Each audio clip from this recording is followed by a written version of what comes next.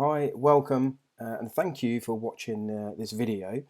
What you could have been doing, you could have been watching EastEnders, or you could have been watching Coronation Street, but you decided to take the time out to watch this video. What I'm going to do is I'm going to share lots of really valuable information about our property development journey and about what we do. And what I want you to do is I want you to subscribe and click the notification button, the bell to the top corner. And the reason I want you to do that is because the videos we're going to show you from now on are going to be quite life-changing. They're going to give you some insights into, where we were and where we are now, and how my life's changed. And I'm going to start to give you a lot more information on how we've done it. So a lot of how-to guides. And what I don't want you to do is I don't want you to miss out on these videos because some of them are going to be really, really valuable and give you some real nuggets of information. So what you're going to learn from watching this video. So I'm going to show you multiple ways that you can find development land, and some of these we're using ourselves. I'm going to show you how to value the land. So this is really, really important because I get so many people messaging me all the time saying, Andy, the land is just too expensive. And we're going to show you correctly how to value that land. And this is going to position you as the expert. Whether you've done a development or not, knowing this formula will certainly allow you to position yourself as the expert and put the agents and the vendors in their place when it comes to valuing land. I'm also going to show you multiple ways to fund your developments, including 100% funding. So don't panic if you haven't got any money, if you don't know where to get the money. We're going to show you all that. We're going to give you lots of different options because the way when we look at developments is they're all different and all unique in their own way, and you need to be able to structure the deal, in a multiple of different ways. And by having all these tools, it allows you pretty much to be able to offer on every single development that's out there, and sometimes paying more than anybody else. So it's very, very clever. We're going to show you a case study, exactly how that's been done. So stay tuned for that. I'm also going to show you, how you can make 6 figures from your first property development. So these are going to be some of our current case studies. So these are projects that we've just finished. Some of them we're currently working on. We're also going to tell you about one that we're literally about to exchange tomorrow. So tonight's Sunday. On Friday we just did the legal work on this, and on Monday morning the solicitors are going to exchange the contracts. So this is literally hot off the press as I record this video today. And then I'm also going to show you why other property strategies, or you may have a job, may not get you where you want to be. And a lot of people don't really think about where they want to be in life. They do just drift. We're brought up to go to school, maybe go to university or get a job, and that's it, and just get a job and pay your taxes, pay into your pension, and then you die. Well, I don't personally want to do that, and I'll show you why maybe you should look at some other stuff, and it may be a bit of a wake-up call for a lot of you who are maybe a bit lost in what you're doing, or maybe just want a bit of direction. So stay tuned for that. That's going to be really good. But I will apologise now because by the end of this video, your head could end up looking a little bit like that because, for one, I talk quite fast. I've got a lot to say, but it's all important stuff, so don't worry too much. But I've got a lot to say, and you may feel a bit overwhelmed from some of the stuff I'm talking about, and you might think, oh, how do I get started? But don't worry, I'll be talking all about that a little bit later. So what I want you to do throughout this webinar is I want you to listen very carefully, as this could be life-changing for some of you. And it has been for some of the people I know and some of the people I've met who inspired me to go and change my life. So, and I'm going to basically give you some insights into that. I want you to have an open mind. I want you to listen until the very end, as I have something special for you. So don't, when I talk about stuff and numbers and money, I don't want you to judge what I'm talking about. I just want you to have an open mind and just sort of, absorb all the content I'm giving you tonight. I want you to take plenty of notes because it's important to write things down. When you start writing things down, the brain computes in a very different way than if we just listen to things. So take some notes down. There's going to be some light bulb moments here for some of you watching this video. And I just want you to, just write those nuggets down so that you can reflect on them and maybe, go away and do a bit of research on them, for example. But just, take some notes. And then I want you to share this video with others, as it may help them also. Part of what I'm doing is, I'm trying to inspire lots of people to get into property development. That's one of the reasons. I'm trying to inspire people to work as a family. That's been very rewarding for me, working with my sons and my wife, as many of you well know.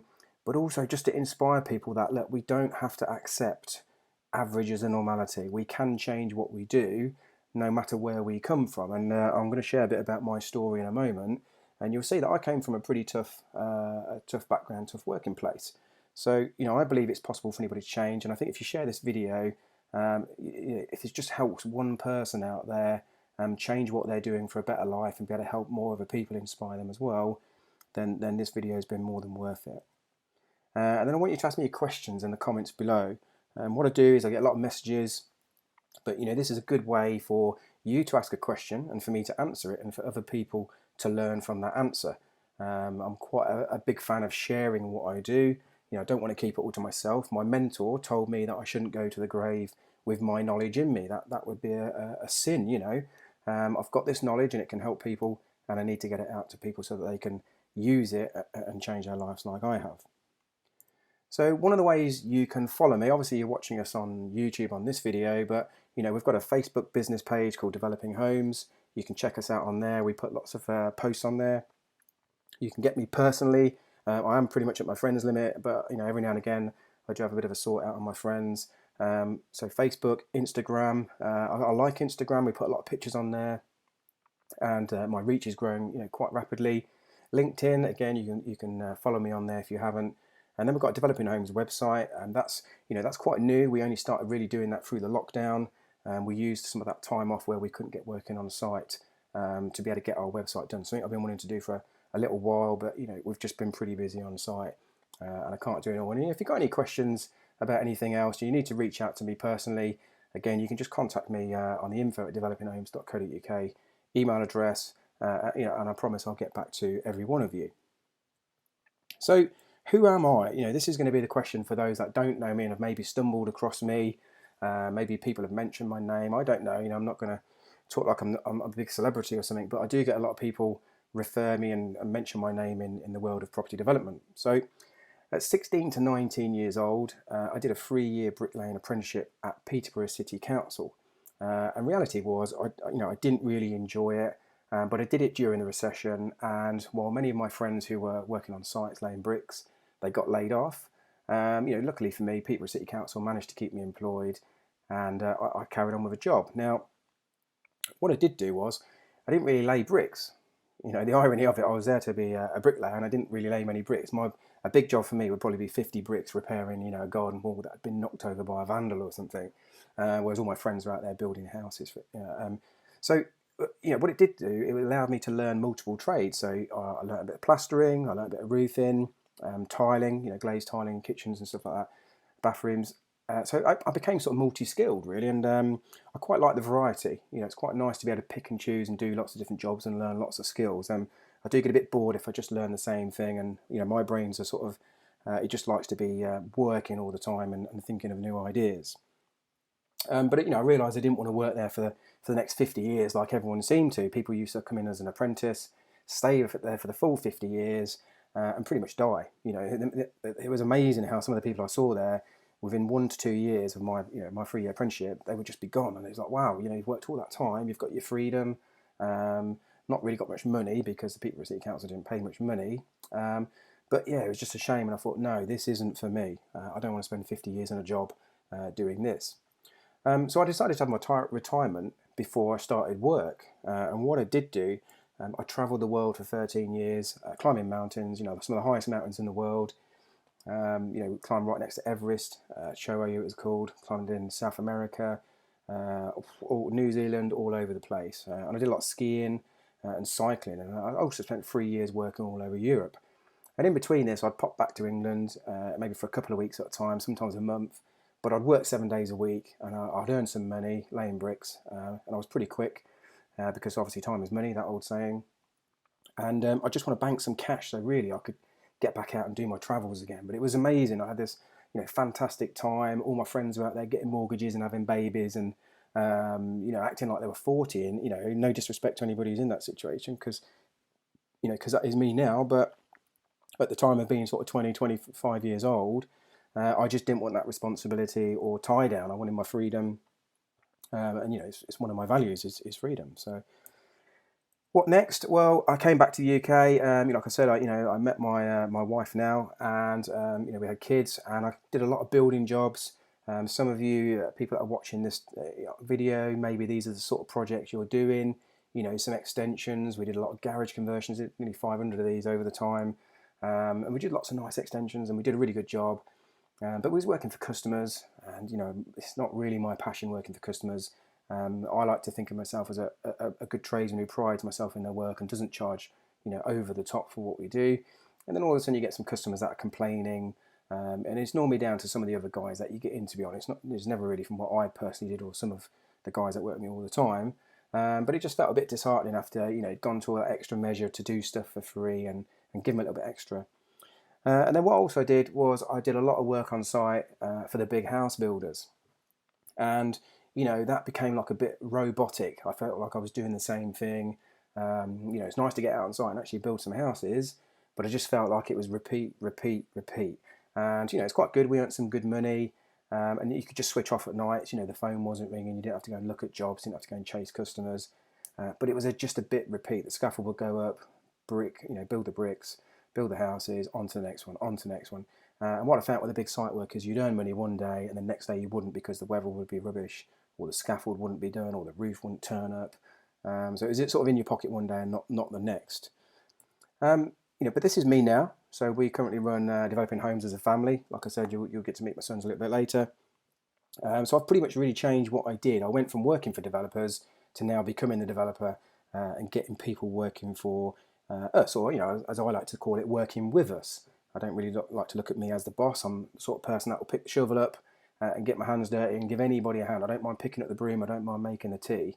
In my opinion, everyone's equal, and we all work together to get the job done. But only 4 years ago, that's typically what I would look like. And there's my lovely wife, even covered in dust. She still looks lovely. And that's pretty much what I looked like after a day's work 4 years ago, because I was working 100 hours a week and I was on the tools all the time. And I know some of you are probably thinking Incredible Hulk, looking at that picture there, which is fine. I've been called worse.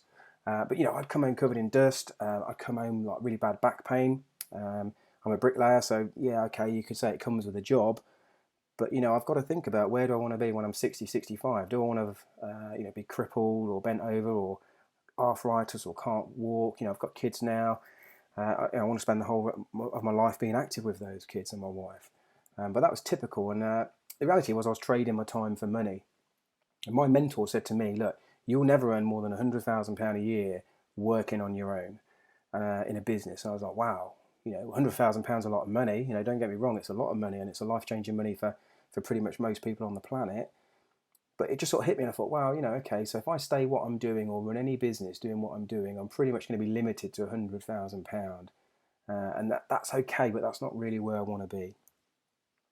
We mentioned the ungrateful customers. I'm sure many of you, if you're tradesmen and you're watching this video, we've all been there, haven't we, where the customer, hold your money to ransom, doesn't even say thank you, maybe sends you a threatening email because there's a little chip out the plaster or something like that. Oh, we've all been there, and it's not nice when you've done a hard day's graft to provide money for your family, for example. This was the big one for me. I wasn't spending time with the family. I was out the door at sort of 5:30 in the morning, 6 o'clock, picking materials up, working on site all day, and I'd pretty much come home about 7, half 7. I'd end up clearing out my van, clearing off my trailer, because I was doing different trades every day. So I needed different tools, for example.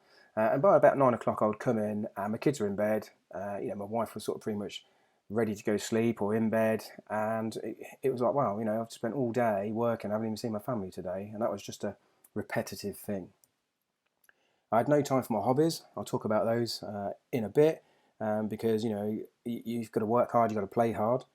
But this was the big one for me. I started to fall asleep at the wheel. I was getting exhausted. You can imagine 100 hours a week working physical work, and then I was looking at jobs. I was invoicing people. I was paying subcontractors. But I ended up starting falling asleep at the wheel, and a couple of times I ended up into the ditch in the fields where I live. We live out in a sort of rural area, and it sort of made me wake up and thought, well, look, the next time I fall asleep could be literally the last time I ever fall asleep. But I felt like I was on a treadmill. I think when you're in your day-to-day grind, it's really hard to see how you can get out of that, whether you're in a job, whether you've got a business, or whether you're a tradesman, whether you're a property investor building a portfolio. you just sometimes feel like there's just no way of getting out of what you're doing, or to find a better way to earn some income.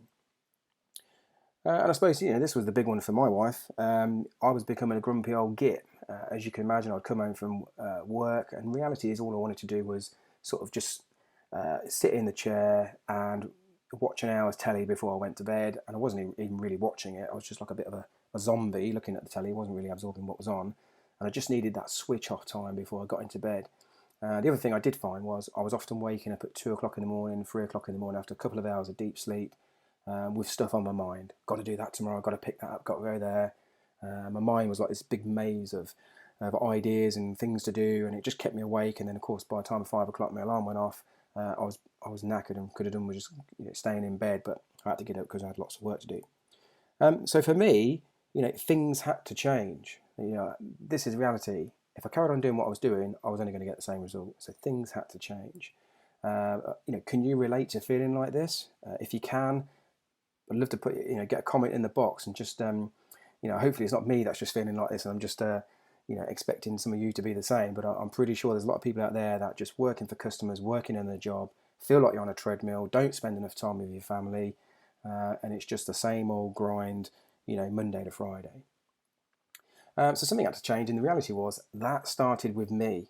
For those that blame everything else, blame the economy, blame the government, blame their boss, that's all things you can't control. Well, you can control the boss because you can leave your job, but there's a lot of things out there that you can't control, and people just blame them. My dad's no different. He's a bit of a stickler for blaming people, and it's like, look, you can't control petrol prices.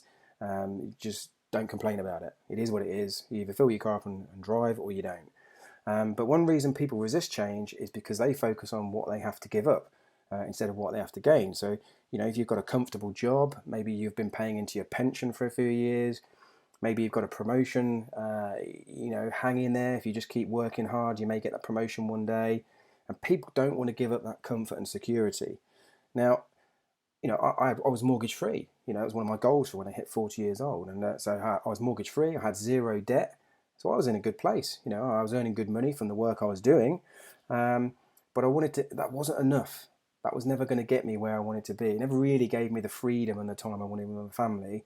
And also, I was on good money, but you can only do so much with the money you wanted to earn. But I wanted more. It was as simple as that.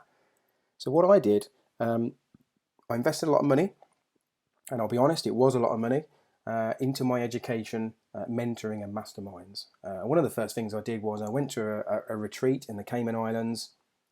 It cost me nearly £20,000.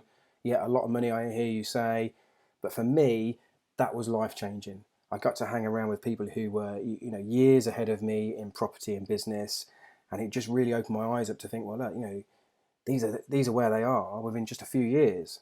A few years of hard work, picking a strategy, becoming the experts in that strategy, really just knowing exactly what they want to do and why they were doing it. So, I spent a lot of money. I mean, 6 figures, I'll be honest. I spent over 6 figures of my money. And I had my wife's full backing, because she said to me, look, if that's going to get you off them tools, you're going to go and do it. And to me, I was like, no, it's too much money. I don't want to do it. And she said, no, you're going to go on that retreat, and you're going to do that, and you're going to hang around with those people, and you're going to learn how you can stop doing what you're doing and change your life. Well, I did. And of course, that was my money, or our family's money, that I could have been spending on family holidays, could have been spending on, maybe a bigger house, could have been buying my kids stuff.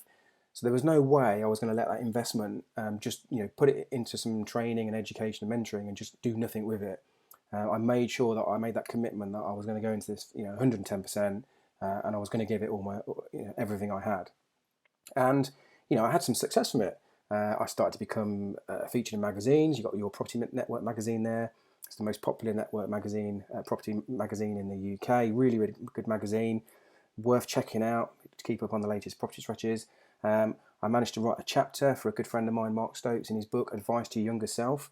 You'll hear throughout this video that I'm passionate about helping youngsters bring out the best in them. I believe every kid has got amazing talents in them.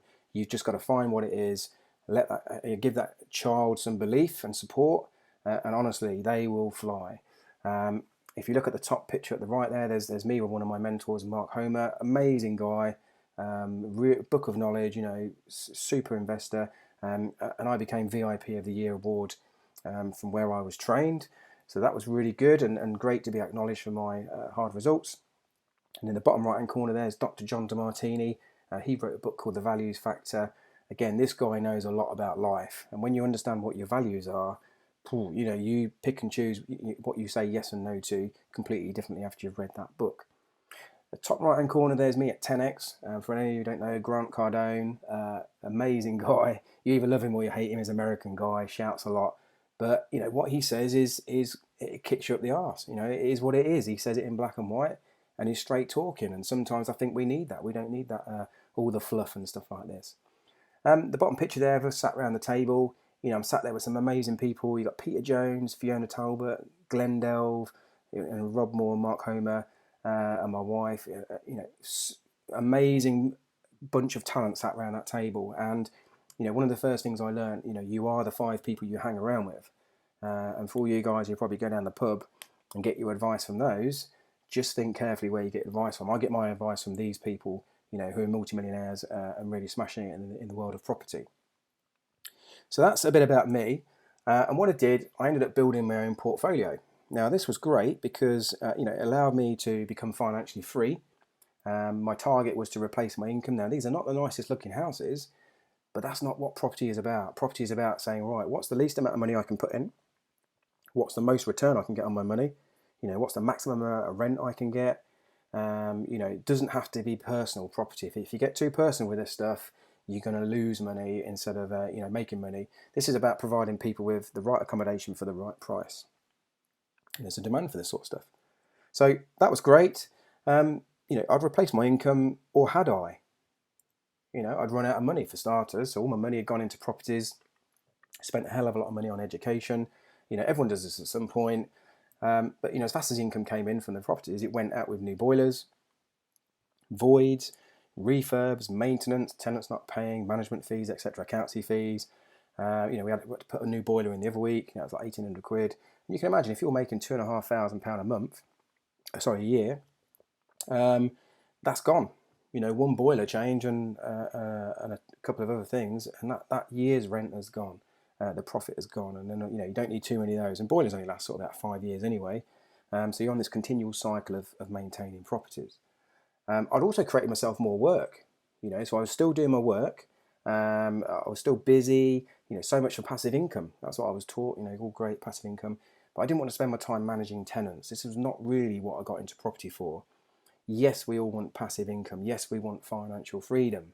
But it doesn't come without this sort of stuff. And I personally didn't sign up to, be sitting there on the beach or playing golf or something like that for my phone to be ringing saying, I can't find my keys, I've been locked out, can you come and sort it out? Or my boiler's gone because the pressure's dropped. That's not for me. But how many properties would I really need to live the life I wanted? 20, 30, 40? Well, the answer was 70. And if you work this out, an average of £250 a month positive cash flow per month, so we're talking about net after expenses, that would give me a financial freedom of £17,648 a month. Now, some of you are probably sitting there thinking, that's crazy. You don't need £17,648 a month to live on. Well, no, I don't. But what I did do was I created a spreadsheet and I wrote down everything I wanted to do in my yearly life, just an average year, for example. And I wrote down what cars I wanted to drive, what motorbikes I wanted to have, what holidays I wanted to have. There's like 5 ski holidays in there a year, fishing holidays, golf, whatever. So I just wrote down everything, my mortgage, my bills, a villa in the Canaries where I want one. And it all came to about £211,776 per annum. So I divided that by 12. That gave me my financial freedom figure. Now, how long was it going to take me to get 70 properties? Well, quite a long time, because buy-to-let really happened quite a few years ago, and like now I think it's gone because property prices are too high and rents are capped at people's earnings, for example. So I'm not going to go into that just yet, but just take note of that £211,760 per annum figure, because I'm going to talk to you about how I do get that now and how you can also. So we talked about hobbies. I've got expensive hobbies. I've done a lot of climbing around the world. There was me there fishing in Thailand. Fantastic, but that's like £3,000 for a week. So that's not cheap. But look at the fish you can catch. I mean, they're bigger than me, and I'm okay, I'm not very big, I'm quite short, but those fish are pretty big. I've played golf, all over the world. Played in Dubai, in the Canaries, Thailand. Skydived in Dubai, skiing with my boys at the bottom there. I take my bike everywhere I go, everywhere I fly around the world. My bike comes with me, and I just like to go out and do a bit of cycling. And I also do a lot of climbing, which is can be pretty expensive. I mean, a permit for something like Everest is like over nearly £15,000 now just for the permit alone. That's before you get all your climbing gear, fly out there, get your Sherpas, etc., etc. So I have expensive hobbies, and the average wage in the UK is about 26 grand, I think it is. That's not going to cut it for me. That's not going to be able to give me my freedom and my time to be able to do this, because I like to do this whole range of hobbies every single year, multiple times. So there had to be a better way, and there was. It's property developing, and it was new builds, and this is what we do now. So we figured it out. We did the sort of zigzagging at the beginning. We did some HMOs and some buy-to-lets and commercial property. But when I looked at the money in and the money out and the rewards for the time and what I really enjoy doing and the end goal, yeah, this just ticks so many boxes. And we'll go into why it ticks my boxes as we go through this video. So I started asking myself the questions. Where would I find the land? Where would I find the money? Where would I find good builders? What about the planning process? How much does everything cost? But this was no different than when I, or you first started building your portfolio. If you've got a portfolio, we asked ourselves these questions, and yeah, we did some training, and yes, our mentors answered a few questions. But I just found the same sort of questions were coming up. So, was it really worth sort of worrying about it? Probably not. But at the beginning, my biggest challenge was funding. And again, I get so many people come to me saying, "How are you funding that? Where are you raising the money?" But once I educate myself and realised there were multiple ways to fund developments, it wasn't such a challenge, because this was just the belief, and belief creates reality. If you've got this fear about something, you're going to have this fear for a long time, and that's going to manifest into something bigger. There was no shortage of money around. This is just a mindset belief. Honestly, if you come from a background where your parents have probably said, "Look, money doesn't grow on trees. I'm not made of money." Sayings like that we've all heard. That's just someone's mental block about saying there's not much money out there in the world. And there is money, it is absolutely everywhere. Even today, I'm recording this video, we've just sort of easing out of lockdown from COVID-19. And yeah, there's going to be a lot of people, fearing things. But, I went in to buy a new sofa 2 weeks ago. It was heaving in there. There's so many people in there buying a sofa, I couldn't believe it. The queues outside the shops were massive. We've just put a property on the market. We sold it within 6 days. My solicitor, absolutely busy. He's ringing me like 8 or 9 o'clock at night. And I said, "Wow, how come you're so busy? Is this playing from catch up?" He says, "No, new business. I've got a surveyor who values land." Absolutely flat out. He can't believe it. And I've got some friends who've got a fishing lake, full. I've got some friends who are in a campsite, full. And I think what you're finding is we've had this period of shutdown and, people not being able to do anything. And everyone's just going out and realising the things they've missed. So there's money everywhere. People have still got the same sort of money in their pocket. They haven't lost money. The government are giving people a lot of incentives to get back out there and start spending money. So just take that on board, that there is absolutely money everywhere you look and everywhere you go. Now, if you don't have money, because I'm just assuming that many of you won't, and I don't want to just record these videos for people who've got deep pockets and lots of cash sitting there. If you don't have money, you will know people with money. You will also know people who know people with money. So this may be one of your friends' friends, or one of your uncle's friends, or something like that. Your uncle's sister, for example. But people who you don't think will have money will have money. We've all got them, and we've all got members in our family or people we know where they just look like they haven't got a penny to rub together, but trust me, they've got money. And the reality is, people are earning zero interest in their bank, and you can offer them more. Interest rates are like literally zero, and they're going to be this way for a long, long, long time as we try and get out of this financial hole that, we were just recovering from 2008, to be honest. But look, interest rates were still, literally zero. Well, we've just gone back another 10 years on them interest rates coming up, probably 20 years. Those interest rates are going to be, peanuts. But, you can make a million excuses, or you can make $1 million, but you can't make both. That's another great quote, that I like. And I do like my quotes, I do think that they are what they say they are. So, just absorb them. Like I say, take some notes. If you see something you like, write it down. So let's look at some of the ways to fund your developments. So this is whether you're doing a property strategy or you're just starting or you've got no experience whatsoever. You've obviously got your own money. Now, we just talked about if you haven't got any money, but some people will have money and you can use your own money.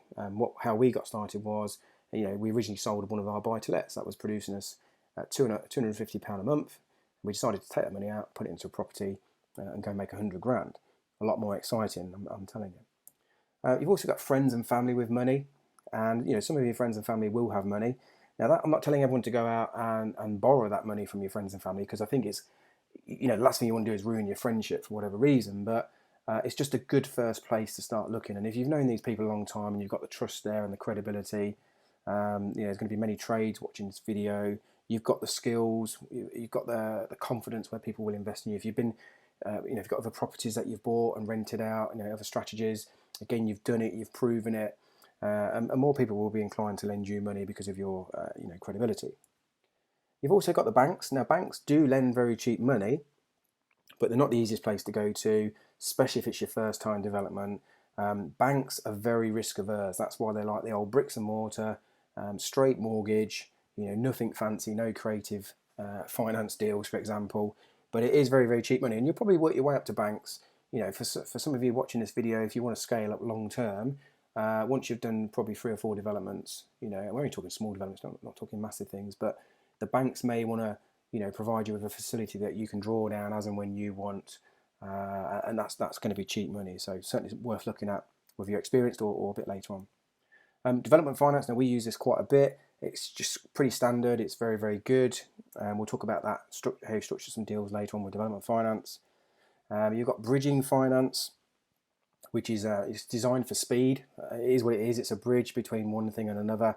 If you're going to go and buy property at auctions, for example, or you want to be, if you want to position yourself as a cash buyer, then you can use bridging finance because you can raise this stuff within like 2 weeks, so really, really quick, and that's as good as cash. To be honest, by the time you've done a few legals, few searches, and that can put you in a different position from you and another developer who wants to buy a piece of land. If the vendor is looking for speed, then maybe it's worth looking at bridging finance to purchase that land quicker. Pay a little bit more on interest, but if it means you getting a deal, then bridging finance is worth looking at. You've also got private investor. Now, private investor, that can be anybody. That can be your friends and family, for example.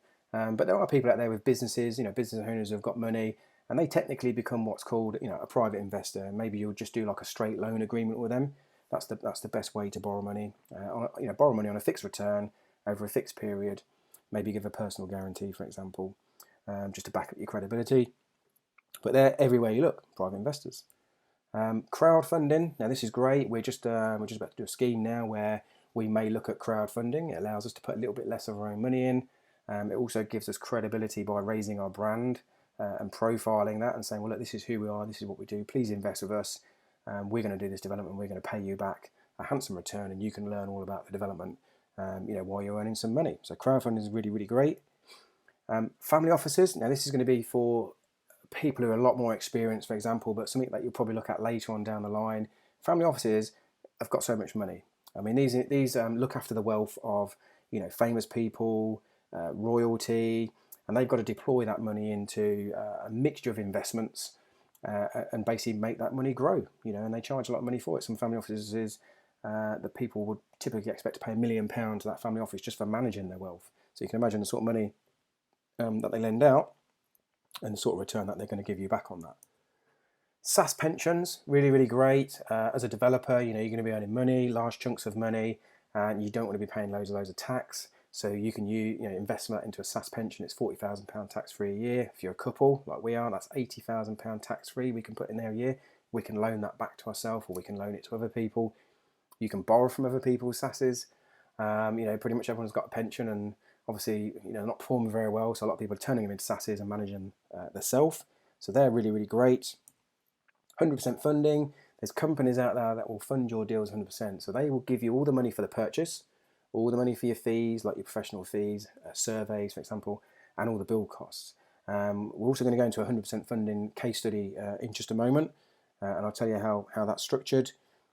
Next one is angel investors. So if you think of Dragon's Den, we've all seen the program where you go there and you pitch in front of those people for, you probably get a free minute where you've got to pitch, you've got to know your numbers, and it's a sort of boom or bust moment for you, and people go in there really nervous. Well, angels tend to invest in the person as much as the deal, because obviously they want to make money, but sometimes they see the value in the person, thinking, well, look, this person could be a really good asset. This person's going to keep rinsing and repeating this development. This person's going to grow quick. I can see that this person's just a nice person to deal with. We like the person. So angels do invest in people more than the deals. Then you've got joint ventures. So this could be joint ventures with an investor, where they bring in all the money, you do all the you do the work, manage the build, and then you sell and maybe split profit on a 50-50 basis. You can do them with landowners. So again, the landowner brings in the land, you bring in the development money, you do the build, split the money 50-50, or however you choose. Doesn't necessarily have to be 50-50. That's like a standard rule of thumb.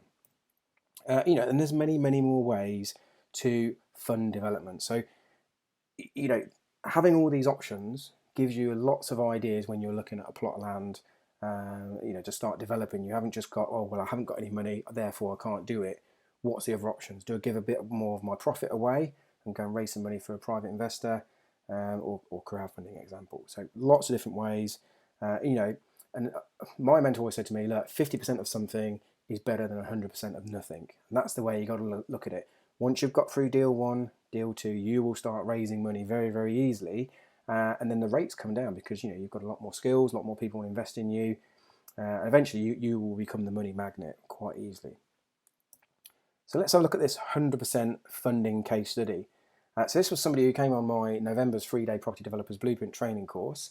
We hold these in Peterborough every 2 months, and it just teaches you the whole development system. So this person went out the very next day after completing the training on a Monday, a simple bungalow deal with a double garage, the sort of thing that we've been doing. He spoke to the vendor and pretty much, we gave him a script, and he relayed that script and he built the report and pretty much agreed the deal the next day, and within a week it was all officially agreed and the terms were set out, and it went to legals. So this deal was found on Rightmove, and we're going to go through about ways to find land in a bit. And people always say to me, oh, where do you get your land? How come you find all these plots? You're always building. And it's like, look, there's land just everywhere. This was just found on Rightmove, so anybody could have bought this. No ninja tactics. It was available for anybody to buy, and it'd been on the market for a little while. So the gross development value, we just call it the GDV, and this is £350,000. This is what the bungalow would be worth once it's fully built and once it's sold. And we know that because if you look at the plan, you'll see another building right next to that where it says H22-0867-18. That was the planning application number. That one was built, sort of 9 months before and sold. So we know this one's worth 350 because it's pretty much an identical identical building, but just being built on the opposite bit of the land. The land purchase was £110,000. I mean, it was on the market for £117,000, so they agreed it a little bit lower than it was on the market. Now the build cost was £110,000. And when we talk about build cost, we're talking about the build, the architect fees, the planning fees, arrangement fees, legals. We're talking about all the fees in one go, just for the simplicity of this video. And other fees were 10 grand. So we've got some planning fees, we've got some commitment fees here where we have to commit to do the deal. And this one will take a 6-month build time, so not too long. 6 months is pretty standard to build one house. As long as you keep things going fairly efficiently, there's no reason why anybody can't build a house in 6 months. And the profit on this was projected to be around £120,000. Well, that's not bad for a 6-month build. Obviously, you've got to buy the land. That's probably going to take you about 3 months. And then you've got to sell it. Well, you could sell off plan and maybe complete near enough by the time you finish the build. But we would always say, look, let's just allow 12 months. So you've got 3 to 4 months in, 5 to 7 months build, and then maybe a 2 to 3, 4 months exit period of exiting that and getting the sale and getting the funds actually in your bank. So about 12 months in total. So certainly not too long. That's the bungalow. So nothing special. It's just a straightforward bungalow. Anybody can build one of these. So cash in 10 grand. So that's the contribution from the guy who came on my training. Now, £10,000 is a lot of money, but it's not a lot of money to find. I mean, You can go and borrow this sort of money on a loan quite easily. And of course, if you're going to do this and pay it all back, not a problem. But you could borrow, two lots of £5,000, for example, on 2 loan agreements. So there's lots of ways. If you wanted to find 10 grand, you would find 10 grand quite easy. The way the finance works is that the guy who did the deal, he got £35,000 back to him on day one from development finance. So standard development finance product. It's a loan that's set against the development itself. But on day one, the guy got £35,000 in his bank. So he's got cash. And now this allows him to pay himself £2,000 a month to manage the project, which is pretty good. That's most people's average wage. Average wage, like I said, £26,000 a year. This would equate to £24,000 a year. Now, obviously, it's a 6-month build, but it allows him to be fully overseeing the project. And lenders expect to pay somebody this, whether it's a project manager or yourself. So take advantage and pay yourself a project manager's fee. And if there's someone here sitting thinking about quitting their job, that fee there would probably do it for them for a lot of people. Or the way I like to see it is property development isn't full time. You don't have to be on site every single day because the trades sort of look after themselves. This could pay yourself alongside your job. So quite nice. He also got £2,200 finder's fee. Now again, the development finance expect you to be paying somebody to bring you the deal. Now, if you found your own deal like he did, he could take that fee, and that was another £2,200 on top, plus £120,000 profit. So you can see, this is pretty good. The reality is, as well, everyone else was doing the work. The architect was doing the plans. The architect was sorting out the building regs, the regulations. The broker was sorting out his finance with the lender. The solicitor was doing all the legal work. The estate agent was handling all the sales. The builders, all the trades were managing the work. And that's what I said. Anyone can do this. You are just sitting in between all of these professionals who are doing the work for you. So this is the benefits of 100% funding.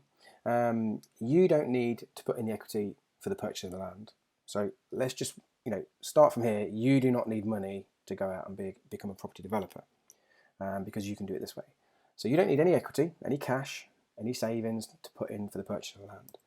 You receive money on completion. So this is when it's legally yours and you are then ready to start building. And you receive money. So the £10,000 that the other guy put in, he got 35 grand back, which meant he got his 10 grand back. And he was able to pay the vendor some money out of that £35,000 as well. Any money you do put in, you get back on day one. That's what we've just said. No JV partners or investors required. So this, you don't have to give away half of your profits, even though we said 50% of something is better than 100% of nothing. You keep all the profit, which is quite nice. And this is done with standard development finance. It's not done with any technical, loan. It's not like anybody cannot go out and do this. You just need to know how to structure these deals. But the reality is, it means you can do unlimited deals. Even if you've got money, you're going to run out of money at some point. So it's really good to understand how you can structure deals, using other people's money or structuring them without using any of anybody's money. So the next problem was finding the land. But land is everywhere. Once you start looking, you will find it. And you might say, well, look, why is there a red Tesla car in this video, in this slide? Well, if I said to you, find me a red Tesla, you would start noticing them as you start driving around, as you're walking the streets, on a garage forecourt, on a TV advert, on a YouTube video. You will start and see that red Tesla pop up everywhere you go. And it's the same with land. Once you start looking for plots of land, whether that's for 1 house, 5 houses, 10 houses, in a certain town, you will start seeing opportunities. And we're going to talk about where you can find those opportunities in just a sec. But the reality is, the statistics are, only 2 to 3% of the UK is built on, which sounds crazy because, we think there's no more land. That's just what people say. It's a mindset belief again. There's no more land. You can't build anywhere else. It's all gone. No.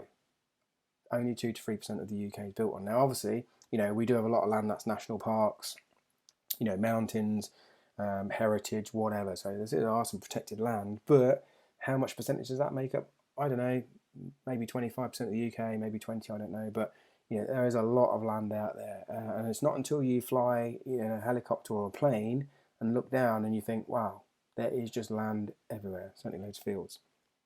So many landowners will never even think about selling their land, and this is where you can approach them, either to purchase land or to joint venture. So you don't necessarily have to just wait for land to come on the market.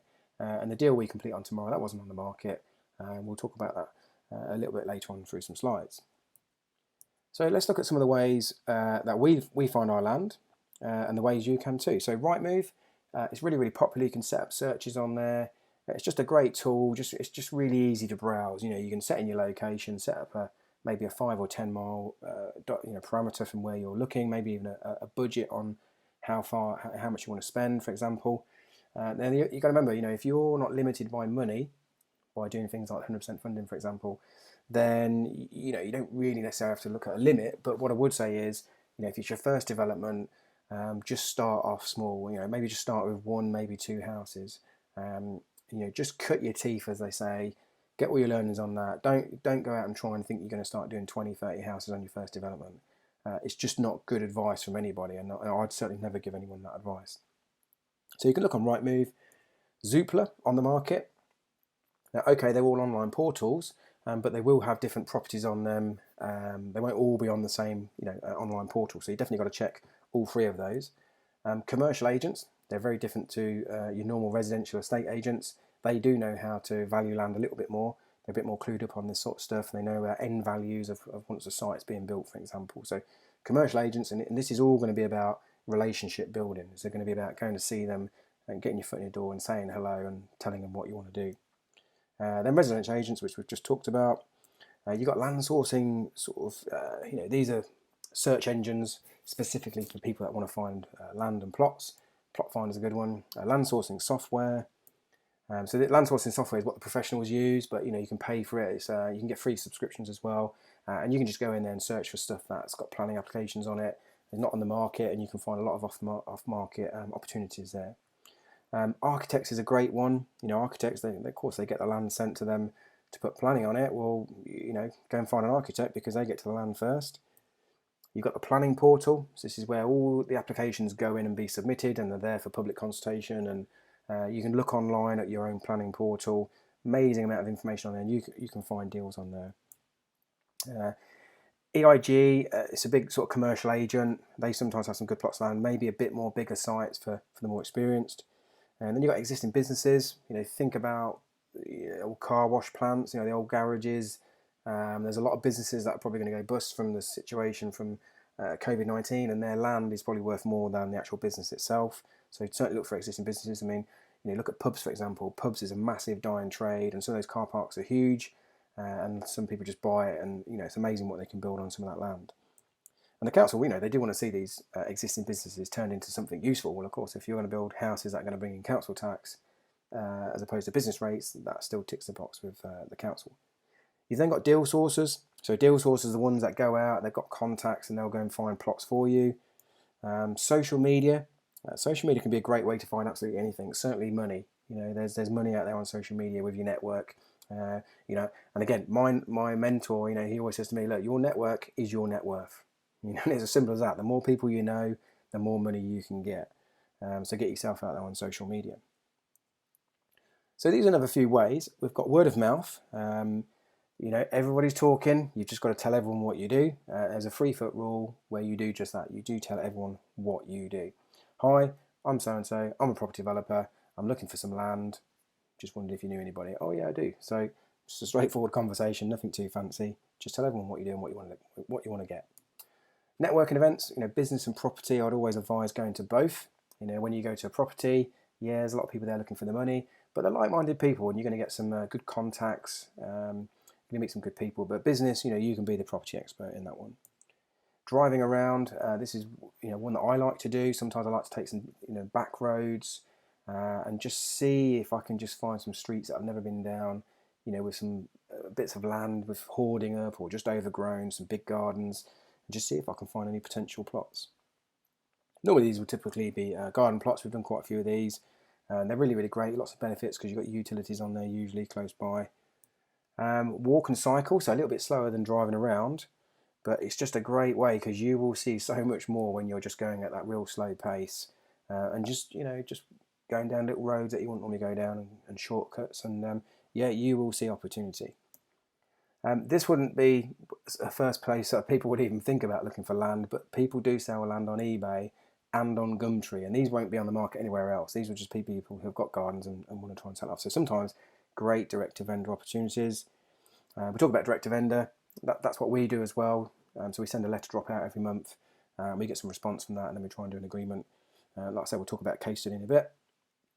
And you've got auctions, so you've also got online auctions, which is where most of it's going now. But it's great, like I said, we talked about the bridging loans, but you can sit there and pretty much bid on something from the comfort of your laptop, halfway around the world if you wanted to. It is fantastic. So let's have a look at this. I've told you how to, various ways to raise money, various ways to find land. Let's have a look at how to value the land when you actually find it, because land will seem expensive and overpriced. So it used to be a third for the land, a third for the build, and a third profit for you. This is the old formula that estate agents used for years. So, if you had a bit of land worth, or let's say a house was going to be worth 300,000 when it's built, they would say, well, okay, that land's worth 100 grand. It's worth a third of the overall value of the GDV of the house.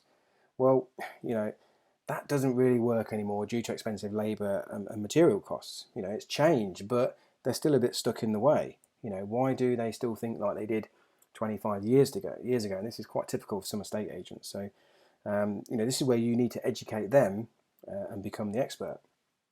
So let's have a look at the true formula that we use. And you can see Einstein over there. He knew a thing or two about formulas, and we do too. So gross development value, that's the overall value of the development, whether it's one house or 10 houses, minus all your build costs. And we talked about build costs earlier as just one figure. So it includes all your build costs, all your fees, surveys, absolutely every penny you spend.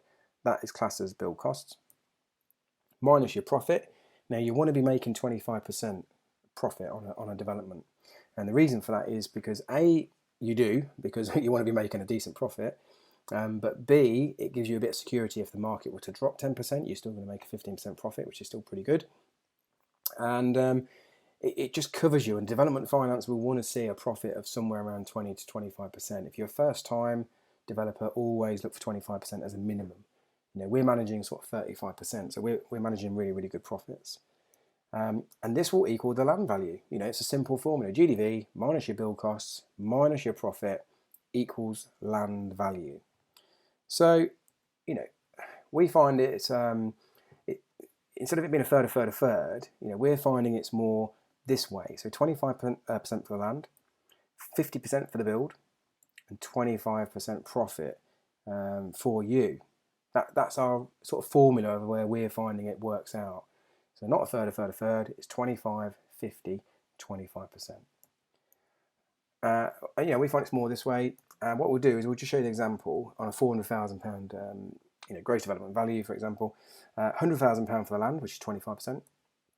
£200,000 for the build, and £100,000 profit. £100,000 profit, which is your 25%. So you can easily see how that's 25, 50, 25. That, so if we was looking at a house that's going to be worth 400 grand, we would value the land at 100. So if that's worth 150, we can demonstrate it and say, well, no, actually it's not, because this is our formula. We've got the gross development value minus our build costs, minus our profit, equals the land value. So let's have a look at some of the case studies. And one thing you'll notice is that we don't do massive developments. And what we prefer to do is we prefer to do multiple developments and spread our risk. And what we mean by that is if we're doing several developments, if one gets held up for whatever reason, we can still keep working on another one. And it could be something like material shortage, delays. It could be a planning problem issue. It could be, hopefully it never happens on any site, but it does happen. Somebody dies on a site and or gets injured, and health and safety have to come and shut the site down for whatever reason. We're a bit of a stickler for health and safety, so touch wood, it won't happen on our site, but accidents do happen and sites do get shut down. I've been on sites where they found bones before, human remains, when they've been digging, and all of a sudden that part of the site shut down for 3 months, and that's it. No more foundations are coming out until the archaeologists have been in there. And all of a sudden we've got to go and look for work somewhere else, and that could happen to you as a developer, but the chances are it's pretty slim because we do all this work up front in our due diligence. But that's why we prefer to do multiple developments. And also they're all finishing off at different times. So this was it. It was a straightforward bungalow. You can see on that slide there, it was just an existing garage, double garage. The elderly gentleman wanted to sell the plot so he could go and move into the town where his wife was in a care home. She was never going to come out of there, unfortunately. But he was driving backwards and forwards to there every single day. And that was his reason for selling. You've got to understand why the vendor wants to sell. If you don't understand that, you can't really help them out, I don't think. Because it's not really about the money. It's about how can you solve that vendor's problem. Now, the vendor had his bungalow on the market, but everyone thought that the garden came with it. And I just said, well, look, what we'll do, let's agree a deal. And we did. And I said, well, the first thing we'll do is we'll clear the plot and we'll put a fence up so that people can clearly define what they're getting when they buy the bungalow. And he sold the bungalow in 2 days. So, and he was amazed. And he had loads of viewings. He'd been on the market for a few months. He was getting a bit agitated with the agent where he was getting messed about. Because even the agent wasn't explaining it. But yeah, we solved that guy's problem, and like I say, we did the deal and he moved on. But this is what we put on there: straightforward 2-bedroom bungalow. In the end, we changed it for 3-bedroom without making it any bigger. That allowed us to increase our profits. There's my son. So me and my son built this bungalow in 50 days. I don't know if that's some kind of record, but that's pretty quick for building a bungalow. The only thing we didn't do ourselves was we didn't plaster it. Which is just as well because it was really hot when we did it, and we didn't do the painting, but we did absolutely everything ourselves. We laid the bricks, we put the roof tiles on. My wife was obviously helping me as well now and again, and my other son, he was working as an electrician, but he would come in and start and do some work in the evenings and at the odd weekend. But 50 days to build that bungalow was pretty quick. And this is foundations when we was doing that. Had some great weather. So the purchase price on this was $55,000. So not a huge amount, but look. That's what it is. It's $55,000 because it was just a blank bit of garden with some garages on it. And the build, including the fees, was £65,000. Now, the reason this is probably going to seem a bit low to a lot of you is because we did most of it ourselves. So, I still paid my son, and I still took a wage. I was still getting paid £2,000 a month to do this. But, we did a lot of it ourselves, so we did save a little bit on labour. And I'd probably say around about maybe £25,000 on labour we would have saved. And we'll talk about the profit in a sec. So the gross development value of this was £220,000. The profit was £100,000. Now I've just talked about the labour that we would have paid if we hadn't been doing it ourselves. So that profit would have still been £75,000. Just bear that in mind. And this was a 50-day build, this was pretty quick. So 50 working days. It wasn't 50 continuous days, but 50 working days. Obviously, there were a few weekends and stuff. We've still got a bit of fishing to do in that time and play a bit of golf. And here it is, 220,000 sold. We sold this one. It was added on the 17th of February this year. So you can see this is current. It's live. That's our bungalow that we've just built. Look, you can see my son in there. These are not other people's case studies. These are ours, and this is what we do. And I just want to back this up by saying, look, this is our deal, and this is what we did. So you can see it's on the market there. It sold £220,000. Now the good thing is about new builds, people don't really come in and offer you much lower than the asking price because they can't. There's nothing really to negotiate, is there? All the work's done. This was carpeted, all new appliances in. The garden was landscaped. What really can they come in and try and reduce the price? So this is the benefit of new builds. If ever you try to sell your own house, or you've always got people trying to knock you down at least 10%, at least. Well, you just don't get that in new builds. You get people try it, but in reality, they've got nothing to negotiate on. So, ultimately, they end up really paying the full asking price. So, do you believe that you could build that bungalow? I believe you can because, reality is it's just a system. And McDonald's is an amazing business that just builds systems. We think, they make burgers and that. No, they do systems. And what they do is they create a business where anybody can go out and replicate and do that. We get the same sort of burger wherever we go around the UK, the same sort of, drive-through going through. And the reason that is because they can keep replicating it. And every time they replicate it, they make a few little tweaks and they get it better and better. And, if you think about systems, Lego, we have instructions and we've all played with Lego. One of the best things we played with as a kid, we've got the instructions, we followed it step by step, page by page, a little bit at a time. When we're looking at the finished thing there on the right, we might think, well, where do you start? But reality is it started with page 1, step 1, and probably 3 or 4 pieces onto that Lego piece there. So that wasn't too overwhelming, was it? Because we just did it a little bit at a time. So just think about that with any property strategy, developments, any setting up a business. Reality is we've just got to start with those first few pages and just get the few bits in, and then we gradually rebuild on those foundations. So let's have a look at another one of our houses. I mean, yeah, this was a bungalow, had no planning on it. It was being sold as a bungalow. This one was bought to us by an agent. So, he called us and just said, look, are you interested in it? It's going to go on the market in a week's time, sorry. It's going to go to auction. And we did the deal over the phone. Similar sort of thing to what we've just done.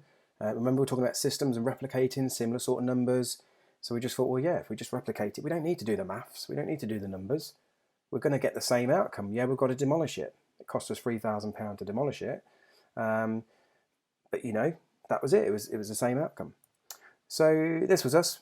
We stripped it down, timber frame building. We had the asbestos removed, took all the roof off, and absolutely flattened it. Good bit of fun demolition for anyone that's ever done it. And this is what it's going to look like when it's fully finished. And there's my son Lewis on the left. He's there just concreting the footings, and we got one of these big concrete pumps in. Made life a lot easier. 450 quid they are. It's the best £450 you'll spend on the whole development, because my son concreted them foundations on his own while I was on the other plot. And there's a picture of me and him. We stripped off the roof. Just did it ourselves. It's a bit of fun, bit of time spent with my son. You got to remember, a few years ago I was 100 hours a week, never even seeing my sons. Now they come to work with me, even whether it's just the weekends or something. And I don't mind working weekends, because it's not work in my opinion. It's just spending time together as a family, learning them new skills. Very rewarding indeed. So let's have a look at the numbers on this one. Purchase price was 60,000. So the last one we paid 55. This one we paid 60. Paid a little bit more, but the GDV, the gross development value, was a lot more money because we're building a lot bigger house on here. So we managed to get like a 3/4-bedroom house. So the last one was 220. This GDV is 330. So a good amount difference. The build's a lot dearer, and the reason it's dearer is because we're going to be paying people to do some of the work on it. Now we're going to be doing a little bit of the work, but we've got bricklaying gangs on there, we've got roofers on there, we've got chippies, putting the roof on, etc. So we're paying out more money, but look at the profit on this one. £162,000 profit for a 5-month build. I mean that's it's incredible. Even if you're putting your £60,000 of your own money into that land, it's incredible. For this one, we only put £30,000 in for the land. We only put in 50% of the land value.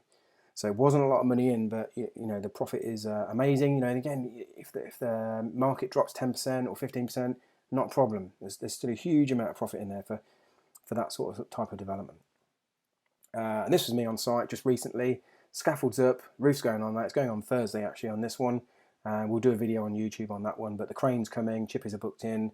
And the roof is going on. So this is a live deal as I'm recording this video at the moment. So what we did, we followed the system. We just repeated what we did. We bought some land, went through the legals, went through the funding, went through the planning, building it, and then obviously we'll exit and sell and get the profit. And that's all we're doing. It's nothing too complicated. So here's another one. This one's just been finished. These are called CGIs, computer generated images. We get these made up for artist impressions so we can see what it's going to look like. Sometimes we put these on our advertising boards outside the front of the plots and get a bit of interest before it goes onto the market.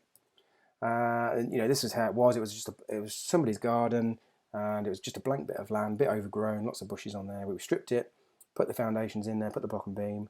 We got the bricklayers come in, and I was sat in Tenerife while the bricklayers were doing this.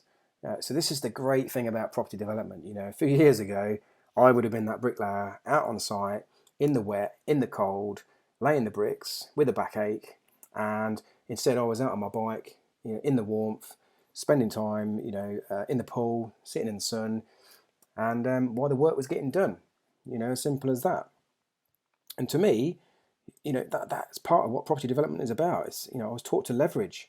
My mentor said to me, remember, 100 grand, you can only have 100 grand if you're working, but in this case, we're earning more money. And this is what it's like. We've got a drone now, so we like to do a bit of drone footage just to show, show you guys watching these videos what it's like from above and how it's all put together. And it's really, really simple, really, isn't it? It's just a rectangle bungalow, a little bit of a porch at the front, and a rectangle garage at the back.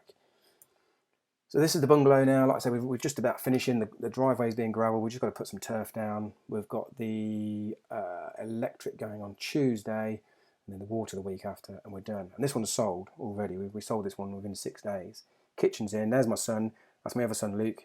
He's in the shower there. This is his first attempt at tiling, and he tiled the shower, porcelain tiles, and he grouted it all up. And it took a little while. It took his time, but it was as good as any tiler. And I can genuinely say that because I've done it myself. But I taught him how to do it, and I just think, wow, that's his first attempt, but he's really, really good. He's done all the plumbing, so really impressed with what they've done. And here it is. It was on the market for 275,000. That picture there was, sort of 6 weeks, but this sold within 6 days of going on the market. We put it on the market on the Friday, and we sold it on the Thursday. We had 3 viewings, and the person who came the third time, they went to view another couple of properties, and they came back and said, no, we love yours, it's brand new, ready to move into. We love the garage, and we want it. And again, they're not going to negotiate because they don't need to, all the work's done for them. It's ready to move in, remember? So let's look at the numbers. There's me and my 2 sons. I mean, I'm the little one in the middle. They're like 2 big, look like my bouncers actually, don't they, in that picture? But they're good, strong lads for 18-year-old. So the purchase price on this was £80,000, a little bit more than the other couple. The gross development value, 275,000. Now we can see that there. It's on the market, 275,000. So it was accurate there. The build is 95,000. So we've done a little bit of work on this ourselves, but again, we've had bricklayers, roofers, carpenters come in, electricians, plasterers. So we've had, most of the trades come in and do their job, and we've paid them. And some of those trades have not been the cheapest, I will admit, but the work's good. Now, I'd rather pay that little bit more money and get a good trade where I haven't got to go and put the work right, or I can look at it and think, yeah, I'm happy with that, and the people that are buying the house are going to be happy with that. So I'd rather pay a little bit more money, in my own personal opinion. I always think, buy cheap, you pay twice. I don't know if any of you relate to that as well. And the profit on this is 100 grand. Now, this bungalow here, like I said, we've just got a few days left to finish, but it would have took us a total of 14 weeks from clearing the plot to completion. 14 weeks, that's not a long time. And bearing in mind, when we did the foundations on this, it was wet. It was really hard work, and we had a sort of 5-week period where we was off site because we couldn't get any materials from COVID. We haven't included that in the 14-week build time. It's 14 weeks of work time spent on there. But again, 100 grand for a 14-week build is incredible. It's amazing. You've got to think, normally I'll be buying a bungalow like that. I'd probably be putting in 45 grand deposit, maybe 50 grand. In this case, if it's a buy-to-let, you'd be putting in somewhere around 65, 70 grand deposit, and you'd make £250, £300 a month. That's not going to change most people's lives in the UK, 250, £300, and you tied up 60 grand. We get our money back on this one. And in this particular case, we didn't even put any money into the deal. We only put £15,000 into this deal. That was all of our own money. That's all we put in. The rest of it was just come from development finance. And like I said, just 5-month build time. So this picture was taken after just 7 weeks from clearing the plot. So in 7 weeks, we had the foundations in, brickwork up, roof on, windows in. There's a couple of sills missing there. That was one issue we had, just because they got ordered wrong by the merchants. They made them again. They got damaged. They made them again, and then it just shut down. So we couldn't put them in during lockdown. But incredible to think that you can get a building from start to finish to that in 7 weeks. But that is reality. It's just a system to follow. So we follow the system again and again and get the same results. That is what a system is. So I want you to ask yourself one question. Will the thing, and that could be the property strategy you're in, or it could be a job, your business, will the thing you're doing right now really get you to where you want to be? That's a question. Even if you have to pause this video before we go on, I just want you to ask that. But what I want you to do is I want you to be honest with yourself. When you're asking yourself that question, just be honest. Don't sort of, but ask yourself that question. Will the thing you are doing right now really get you to where you want to be? Now, most people don't even know where they want to be. They just get into a job, excuse me, they just get into a job, pay the taxes, get their head down, watch the clock. On a Monday, they dread going to work and they can't wait for Friday. And then come Sunday, they're already panicking about going to work. Saturday, they spend laying in bed. Friday night, they go out, on the piss, for example. And it's just that same old routine. And if you keep doing that, you're just going to do that for forever. It's not going to change, trust me. So will the thing you are doing right now really get you to where you want to be? Because this is what you've got to come out with. If it's not, then you need to change or do something about it. And you remember how my change started with me changing. I didn't blame anything else and make anyone else responsible. The responsibility and the book stopped with me. I had to change. It was as simple as that. But you've got to. This is the answer. If it's not going to get you where you are, then you need to change and do something about it. So let's look at some of the other property strategies, because some of you watching this video, you will do other property strategies like we did, and we're going to tell you why we stopped doing them. And again, if you're watching this video and thinking, well, I like property development, but I'm thinking about getting into HMOs, or I'm thinking about getting into service accommodation, I'm thinking about getting into rent to rent because I don't need much money, and I just want to go through all these strategies and just give you my opinion. This is just my opinion on where we are, because I've been through most of them, and they haven't worked. They've worked for us, but they haven't worked and given me what I really want in my life. So let's just have a look at buy-to-lets. Been around for years now. There's a good demand for renting housing. As soon as ours become empty, they get let again. So there's a huge demand for renting housing, and that's going to remain that way for a long time. I think we're about 50-50 from house buyers to renters, I think, first time ever. And I would imagine that would probably increase over time, as the millennials just want to rent, really. They don't want that commitment of ownership, should we say. So you have to put in big deposits, and it's hard to get your money back out. Remember, from our developments, we always get our money back out once we sell. Lending criteria is still tough. You still got to go for a massive tick list, and you've got to have some financial stress testing on you and the property to make sure that it can withstand another downturn or recession or interest rate hike. So it's pretty tough to go and get a buy-to-let mortgage. When you run out of money, you end up doing JVs, and then ultimately you're going to split the profits by 50%. So if you're going to make £250, £300 on a buy-to-let, and the investor's lending you all the money, you're now down to £100, £125 a month. That's without anything going wrong. That's without a phone call. And you think, well, that's just not, in my opinion, that is just not worth, to make £100, £125 a month. That's just crazy. The more properties you get, the more headaches come with it. Voids, maintenance, chasing rent, boiler breakdowns. You're most likely going to start employing a management. That's going to cost you money. That's going to set your cash flow right the way back, literally down to zero. So all that work's been undone just to employ somebody. It's like a treadmill. Legislation change. This is the big one. Section 24. So you can't claim mortgage relief on your interest rates anymore. I think it's after early next year, but there's like zero, and then you're going to end up paying more tax than you earn, because it's all going to be classed as income. You can't offset that mortgage like you could. And you got to remember, if you're only making if you got a £500 a month mortgage and your rent's £650, and you're making £100, for example, well, the whole £650 is classed as income. And of course, if that's added onto your normal salary or whatever, you're going to be paying a fortune in tax, and there's no real way of avoiding it. So for us, no more buy-to-lets. It's just not the way to do it. But how many properties will you need to live the life you want? For me, it was 70. I haven't got time to sit and go through all those headaches just to get 70 properties and end up being a landlord and managing tenants. So let's have a look at HMOs. Great for cash flow. I mean, we've got one £1,300 a month. It's fantastic. Don't really get hardly any issues whatsoever. We have to put a new boiler in there every week. But there can be good cash flow. But there's lots more management involved. Now, we use an agent, so we don't really get involved in that, because like I said, it's not really what we want to do. But it's becoming very oversaturated. Now, what happens when there is too much supply? You've got to drop your room rates, or you've got to increase the spec of your houses. You've got to spend more to attract people in. There's no two ways around that.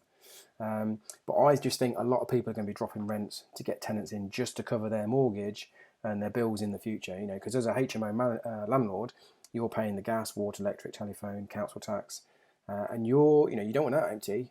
You're going to want some tenants in there, and you're going to get desperate, and you're just going to want to fill the rooms. And then all of a sudden, you've got a real headache managing 5 or 6 people in a house.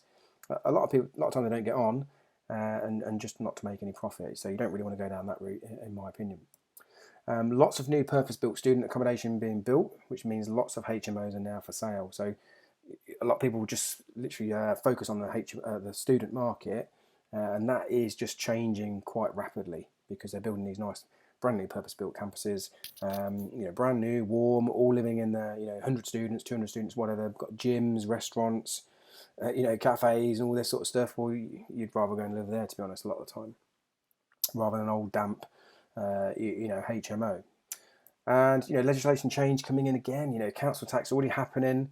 The council are taxing per room. So instead of paying, say £150 a month for the house, you got 6 rooms. You're now paying £150 per room, and you've got to do that. The tenant won't do that. So all of a sudden you're losing, a week and a half's rent per person straight away, and it's just wiping out profits. Service accommodation, it's becoming really, really popular. And people are now using Booking.com and Airbnb a lot more to, for the price of a hotel room, you can have a whole house. So it makes sense to go and do that. I think a lot of people are attracted to it just purely because they want to manage nice places rather than dirty sort of tenant houses, for example. And I think sometimes that's why they're going into service accommodation. But there's lots of competition. You've got to spend a lot of money just in the setup. You end up leaving money in the properties, so you're going to run out of money at some point. And again, are you going to be dropping room rates to fill rooms?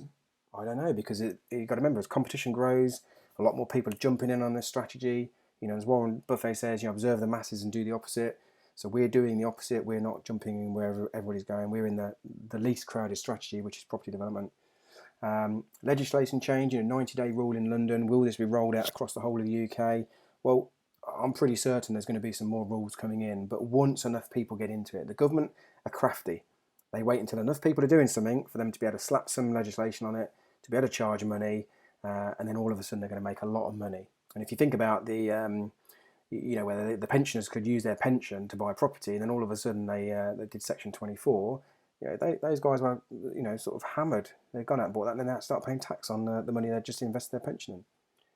So VAT will significantly affect your SA business. People don't think about this, and I don't know whether it gets taught on training programs, but I just know a lot of people, the minute they hit the VAT threshold, boom, that kills their profit, because you're losing 20%. You can't all of a sudden start charging 20% dearer to soak up the VAT. You've got to suck up that 20% VAT out of your own profit. Well, how many people make more than 20% profit in a business? Not many. 20% is probably the average rule of thumb. Well, all of a sudden you're back down to zero, just to manage a business. Not my idea of a business. Lots of credit card fraud, use of SA. I mean, huge amount of management role. Do you really want a job? Do you really want to get called out at 10 o'clock at night because someone can't get in, or the Wi-Fi is not working, or the bulb's gone? Because that is what you get. Do you want to deal with customers late on a Friday night? I don't. I want to be able to go on holiday. My phone hardly ever rings. I like my freedom. It's just as simple as that. And the coronavirus has stopped a lot of SA bookings completely dead in their tracks. People couldn't go on holiday. Look at the Easter holiday. It should have been a really massive period. Zero bookings, and it was all refunds. So you just got to think about that. Let's have a look at rent to rent. A lot of people jumping in on this. It's a great strategy. It does work, but it's low entry, meaning a lot of competition. It can be hard to get deals for your agents, certainly your first one, when you haven't got that sort of credibility to say, well, look, this is what we do, this is who we are. And you may have to convince the landlord to let you turn their house into a HMO, so house of multiple occupancy, to increase cash flow. That's hard. Can we rent your house off you, but by the way, we want to just alter it and knock some walls out and do all this. That's going to be really hard to convince the existing landlord. You don't own the asset, which means no legacy. And this could affect cash flow in 3 or 4 years' time. If you're on a 3 or 4 year lease and all of a sudden that lease comes to an end, that landlord might not want to renew it. He might say, well, actually, this is working. I'm going to take this over myself. I'm going to have my property back, and I'm going to do it. And it's all up and running, and we've got bookings that come backwards and forwards. And for me, I'm in it to leave a legacy for my kids, because I know that then they will go on to leave legacy, and they'll help others, and they'll teach this. And it's a sort of law of reciprocity, really. I give something not to receive, but I know that it's going to come back in many other ways to help many other people. Is it really a business? Well, business, you normally have assets, but I know businesses can be businesses controlling things. But how many of these do you need to live the life you want? Again, quite a few.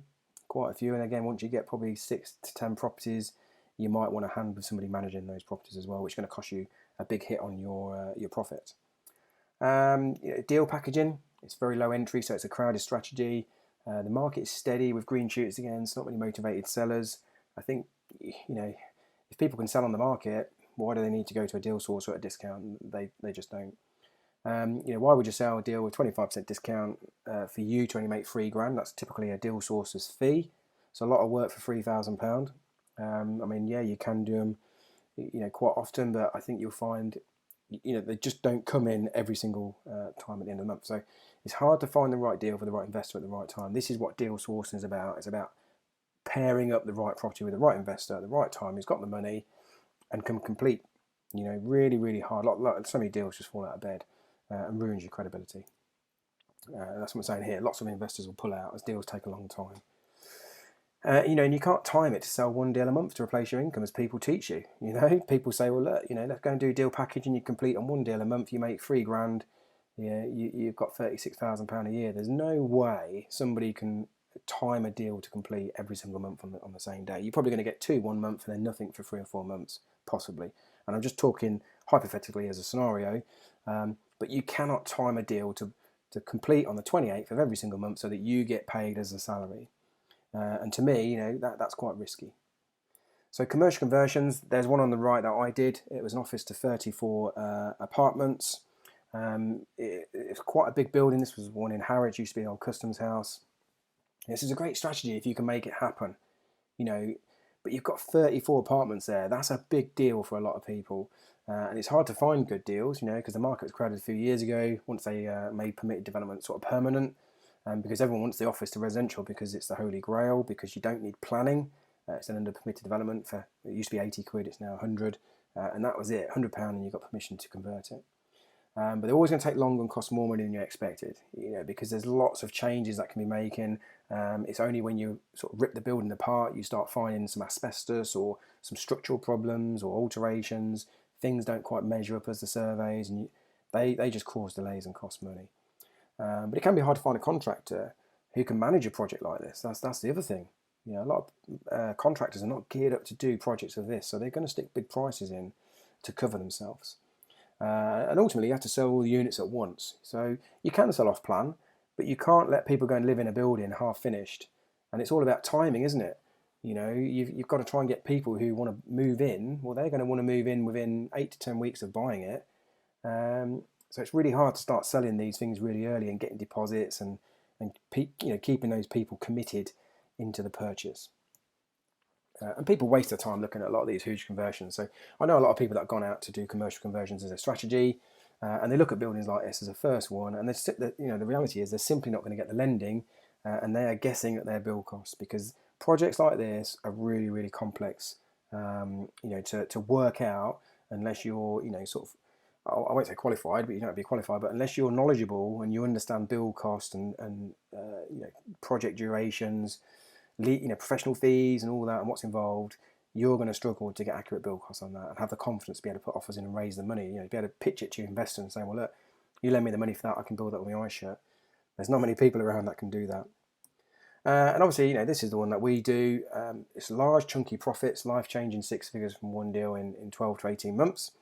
And you think about, what would you do in 12 to 18 months of time, 18 months ago? Not a lot.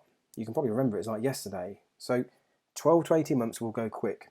If you're doing your first development, honestly, it will fly by, and before you know it, you've got the roof on, kitchen's in and it's sold, and you're on to your next one. Now, there's a huge demand for housing, especially affordable homes. That's why the government kept construction sites open during the COVID-19 crisis. This time, we're not going to see another 2008 and 2009 because the government knew it crippled the economy when we stopped building houses. We got so far behind on meeting that demand, it's kept house prices high, and it's going to continue. The demand is huge and the supply is small. There is not enough houses to meet this demand, and the lack of young trades coming in here, it's just, is it ever going to play catch up? I don't know. It's a great leverage of time and professionals, etc., freedom and time. You can leverage the people to go and do this work for you while you get on and do what you want to do, whether that's spend time with the family or go and find your next bit of land, or if you're one of the trades, you can go in there and do the carpentry. If you're a carpenter and say, well, look, this is what I do, instead I'm doing it for myself. My bricklayers who are building my houses, they're just starting doing this. My carpenters, he's doing the same.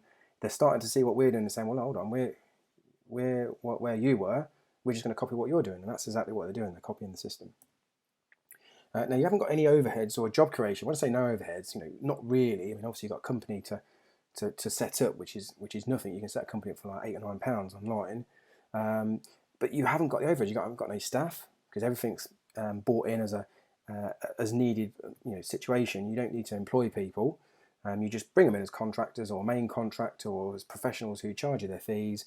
And then when the job's finished, that's it. There is no contract. They just move on to the next job, and you can scale up or shrink down as much as you want with development because it's that easy to get those people into your business.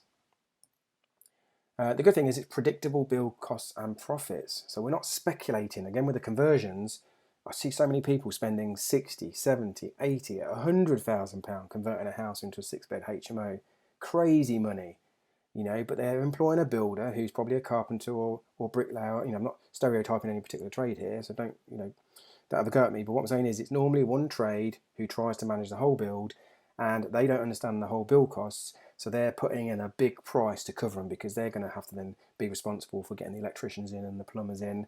Of course, in these conversions, then all of a sudden it's like, oh, well, why is the socket over there? It should be over there, and I don't like that. And can we move that wall and stuff like this? And with new build, it is so predictable because it's all done up front before you even get a shovel in the ground.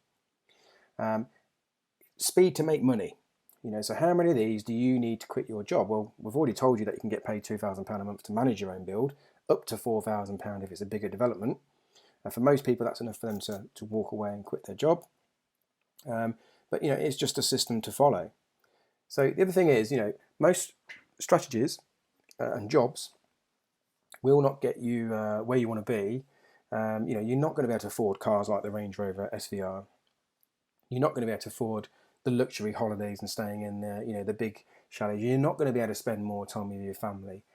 You're not going to be able to buy the luxury goods that people, some people like watches. I've got a few of my friends and they've got thousands and thousands, hundreds of thousands of pounds worth of watches because they like it and they earn the money and they see them as investments and they can afford them.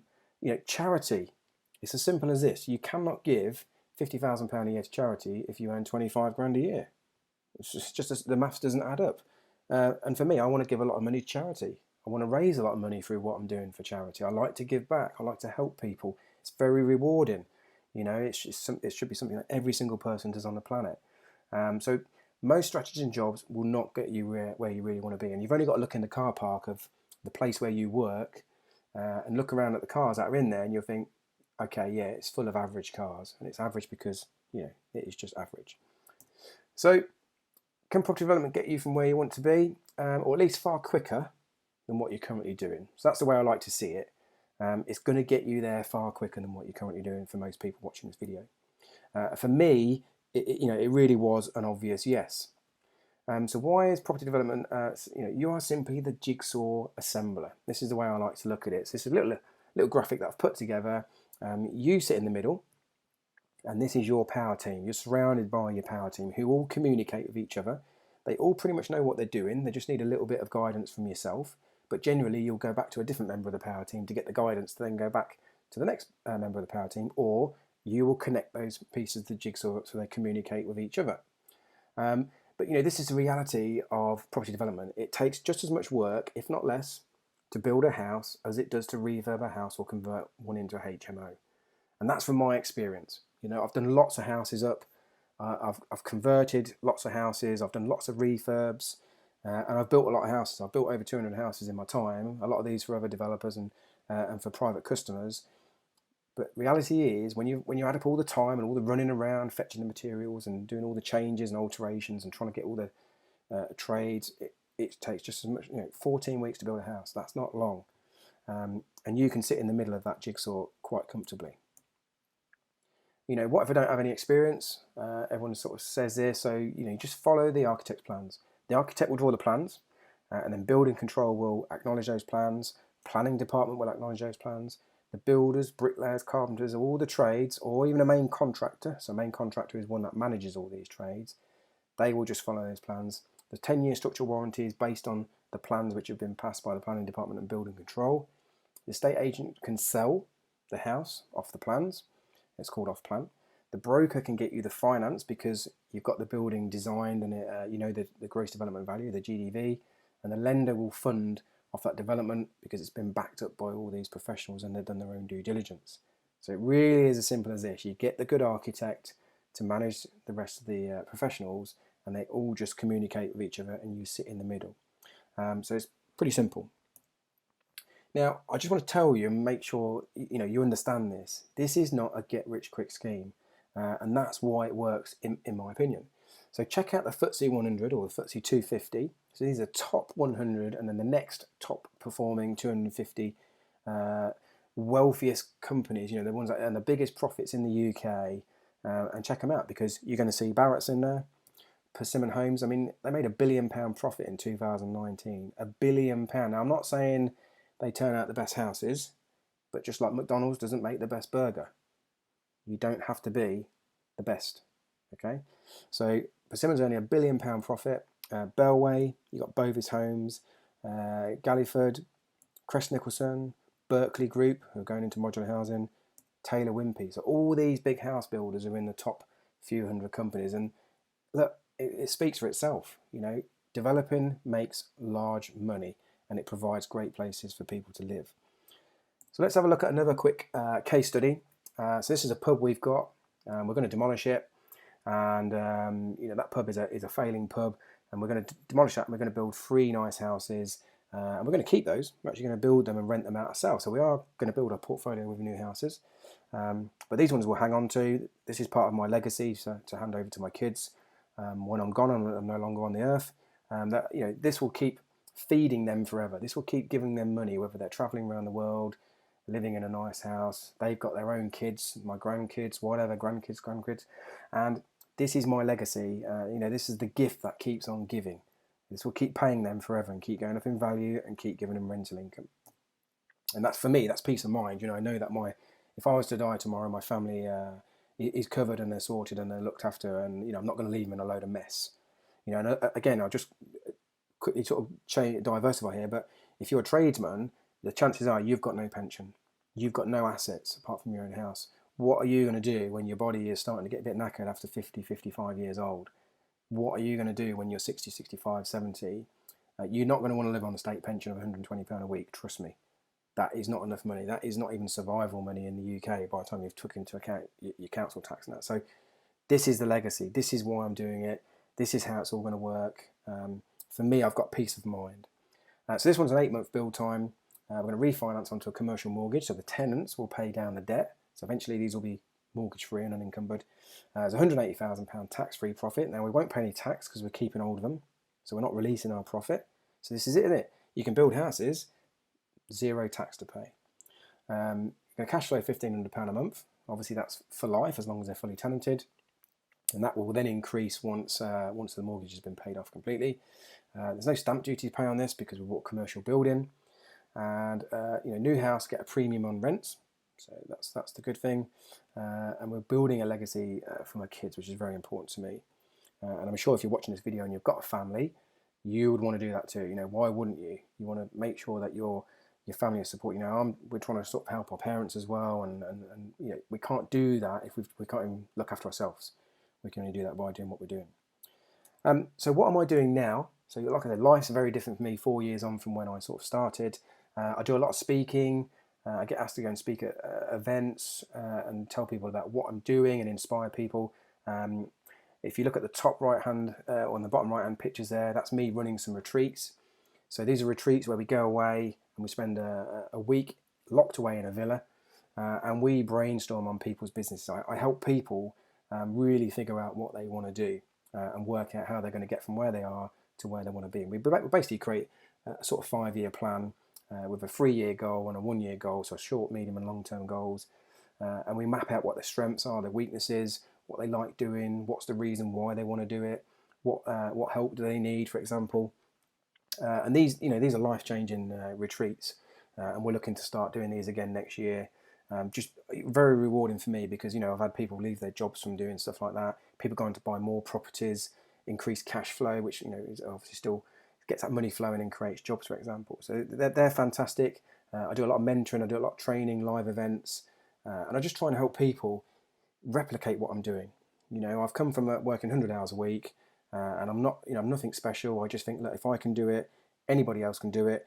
I've been through some challenges, and I can probably help you guys get there a lot quicker than what I did. From what I've learned over the last few years.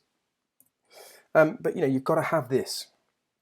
I'd never really heard of this before I sat down and went to an event, and someone said, what's your why? And I was like, well, what do you mean why? What is your why? Why are you doing this? Why do you get out of bed in the morning? Why do you work harder than most of the other people? Why do you never give up? Well, when you understand your why, it's very clear, and it makes you make completely different decisions. This year I was due to run the Marathon des Sables for raising money for Macmillan. It did get cancelled with a month to go, so I was really disappointed.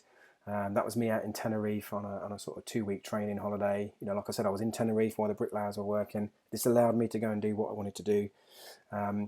But when you understand this stuff, it's really powerful, and it just changes your outlook on life and why you do absolutely everything. It just makes you make completely different decisions going forward. Now, this is my father-in-law. It's Father's Day as I'm recording this video. He's just been round today. They've just gone out to do a little bit of shopping, but he's 80 years old, and this was him last year ringing that bell, coming out of the cancer ward, and he got cancer 3 times in 1 year. Unbelievable. Once is bad enough, but to get 3 times in 1 year, 3 different types of cancer, to go through that, at his age, unbelievable. And he inspired me, to sit there and think, well, look, don't matter how tough my life is, it's never going to be like that, hopefully. It's never going to be as tough as what he's gone through. So I look at this guy, huge respect for this guy. He was a runner, and I just thought, well, look, do you know what? I've always wanted to do something like this, and I'm going to go run the Marathon des Sables. It's my way of giving back. It's going to be a life-changing event for me, but I can raise some money for Macmillan. Because those nurses helped my father-in-law through the toughest time of his life, the toughest time of my wife's life, and the toughest time of his wife's life, and they got us all through it. And I just want to give back to those people, so that's why I'm doing it. I also want to spend more time with my family, my kids.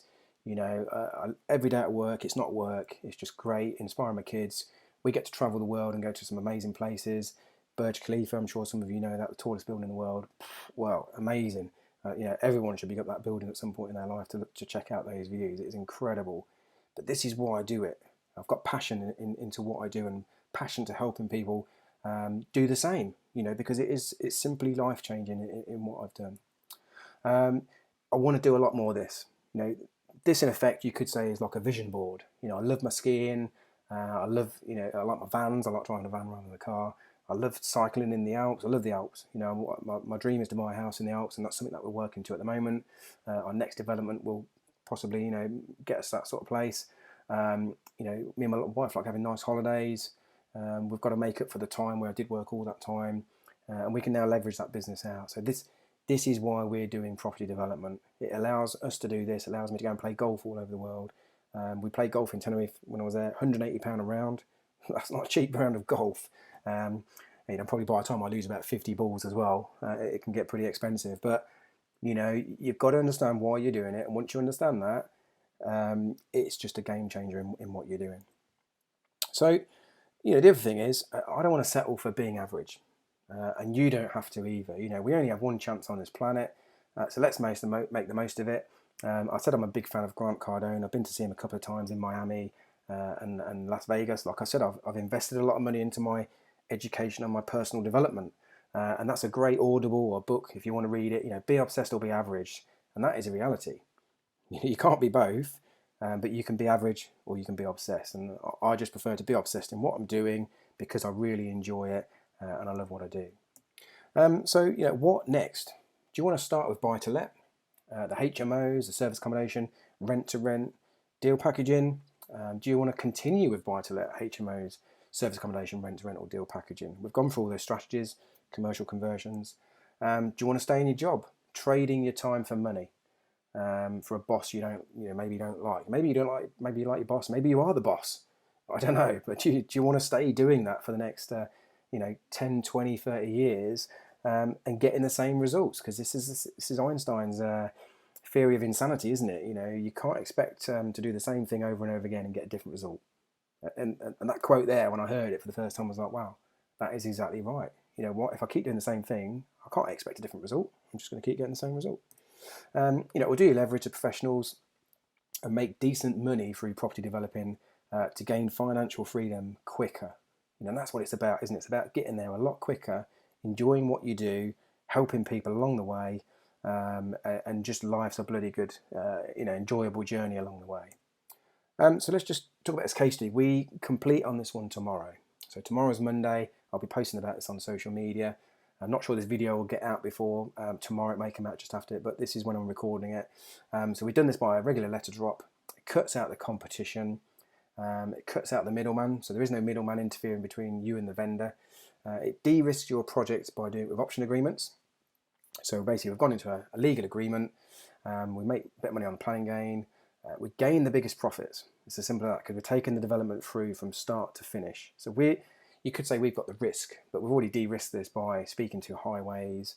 We've already done the searches on it through legal, so we know there's a drain pipe running all the way through the middle, a sewage pipe. But in one respect, that's going to help us, and in another respect, it's going to cost a little bit of money. But average it out, it's okay. And this is a 14-month build time, with £500,000 profit, projected profit pre-tax. This is a life-changing deal. For not just for me, but for nearly anybody. So, and these deals are out there, and anybody can do them. This is what we teach. We teach you how to go and do all this sort of stuff. So, like I say, we're not doing anything. We're not teaching anything we don't do. But again, anybody can do deals like this. It's possible. I'm not saying it's going to be your first deal, but it could be deal 2, 3, 4. Who knows? So, would you like to earn 6 figures from property development? That's the question. Would you like to live life on your terms? I'm pretty sure you would. Would you like to be that middle piece of the jigsaw that we talked about earlier, sitting in between all the professionals? Would you like to learn and replicate, what I'm doing? Well, now you can, because I've put together the Property Developer's Blueprint. Now, some of you may have heard of this, some of you may even have bought it, but for many of you, you won't have. And this is the full step-by-step system to becoming a property developer. But, and there is a big but, you can't, because my events are all sold out. And we don't know when the next one's going to come on. Now, we do have one planned for September the 4th to 6th, but we've got 40 people on there in an 80-person room, and with social distancing, we might not be able to take any more people into that room. So we can't take any more bookings for that one at the moment until we get clarification from the hotel that we host that one in. But what I have done is, during lockdown, I knuckled down for 5 weeks that I was off, and what I did, I dumped all of my 3-day Property Developer's Blueprint into an online course. So this is the full step-by-step system to becoming a property developer. Learn how to make 6 figures a year from property developments, even if you don't have any experience or money. And this is it. This is the system that I've devised. I've broken it down into 8 steps. This is the powerful step-by-step course. You'll learn exactly how to source the land, raise the finance, and successfully build your developments. So you're going to find the land. Step 2, you're going to assess the plot. So you're going to look what to look for on the land, go for the planning, we appraise the sites, then we choose a build system, then we put in the offer, negotiations, etc. Then we fund the development, and then we get it built. And that is, that is a system broken down into manageable steps. So let's have a look at step 1 and 2. So finding the land, we're going to show you multiple ways to find your first plot. We discussed them briefly, but in the program we go right in depth. We give lots of hints and advice and what you should say, what you shouldn't say, where to look, what it's going to cost. It's about building a pipeline of deals so the opportunities then come to you. And then the next one is assessing the plots. You're going to look what to look for. You're going to learn what to look for. On the land. So this is avoiding the pitfalls that other developers make. We're going to be looking at like contamination, asbestos, archaeology, ground types, ground investigations, access, all these things. So that when you come to look at a plot of land, you can literally de-risk it and say, well, okay, I know about that. I know about that. It's a good site. We're good to go. The next one is planning permission. So we're going to teach you how to understand the whole planning process. This is key, and we'll show you each stage of the process and how to benefit in your area. Because again, developing is to your area. We can't just teach you everybody one thing and it fits all around the country. It's got to be to where you are in your area. Which leads us on to appraising the sites, because once you understand your numbers and build costs. Now this is essential to maximising your profit. And we'll show you how to accurately cost your development to the pound, in your area. We've got multiple tools at how you can do it and resources. And this is what you need. You need confidence in your numbers to be able to go out and raise money and predict your profits. Then we're going to talk about choosing a build system, from traditional brick and block to building a house in just one day with fully volumetric. The world is changing, and we want you to know that the future of building is changing, and we want you to start looking forward rather than just saying, well, actually, we'll just stick with that. We talked about how doing the same thing over and over again and expecting a different result. Well, we're talking about panelized systems, just systems that speed up the build now, and also use a different type of skilled labour. So lots of this can be put together with just anybody really. So there's a lot of build systems out there where you can do yourself and go on these training courses where they'll teach you how to do it. You don't have to pay expensive labour, so you can really increase your profit that way and the speed of getting those projects built. And then putting in your offers, we provide you with a template, so we give you that. That will give you the advantage in getting your offers accepted, even if they are lower than the competition. And this is what it's about, isn't it? It's about being able to go in there, position yourself, and say, well, look, you need to sell us the deal because this is who we are, this is what we do. And we've demonstrated how we've arrived at that land value. And then funding your builds, you're going to learn how to position yourself and fund your developments easy by having multiple options, including the 100% funding. Remember, you can do unlimited deals that way. And then now it's time to build your developments on time and on budget, and get it sold, make a six-figure profit, and create the life of your dreams. And that is pretty much what we've done over the last few years. So let's look at why online. Let's look at the benefits of an online program compared to maybe a live event. So you can fast track your first development by following the 8-step system. We've just talked about the 8-step system, so that's the benefit. You can fast track your first development property journey. It's instant access. So once you buy this, you get a login and you can start learning tonight, today, whenever you're watching this video, instantly. We send a login to your email. You log in, and then there's your platform, which we'll show you in a moment. It's self-paced learning. You study at your own pace. So when people come to some of our events, you've just heard how I've spoken pretty quick through this video, and some people miss that. Some people say, well, can you repeat that? Or sorry, I didn't get that last bit. You can watch, just like this video here, you can watch it over and over again, take some notes, and you can learn it at your own pace. And some people like to do that. And you can avoid making the mistakes like others do. And we go through some of the stuff that we've done wrong, or we could have done better, or next time we do something, we would do it this way. So we want to pass that on to you guys. You can watch the content as many times as you like from any device. So you can do that anywhere in the world. So you can watch this while you're on holiday, in your bed, whatever. You can watch it while you're on the toilet, whatever. You can watch it wherever you want. The other big benefit is you buy the course once and you receive lifetime access to updated content. So we're going to keep adding videos to this. We're going to keep adding documents to this. We're going to keep adding new build systems to this. We're going to keep adding funding options.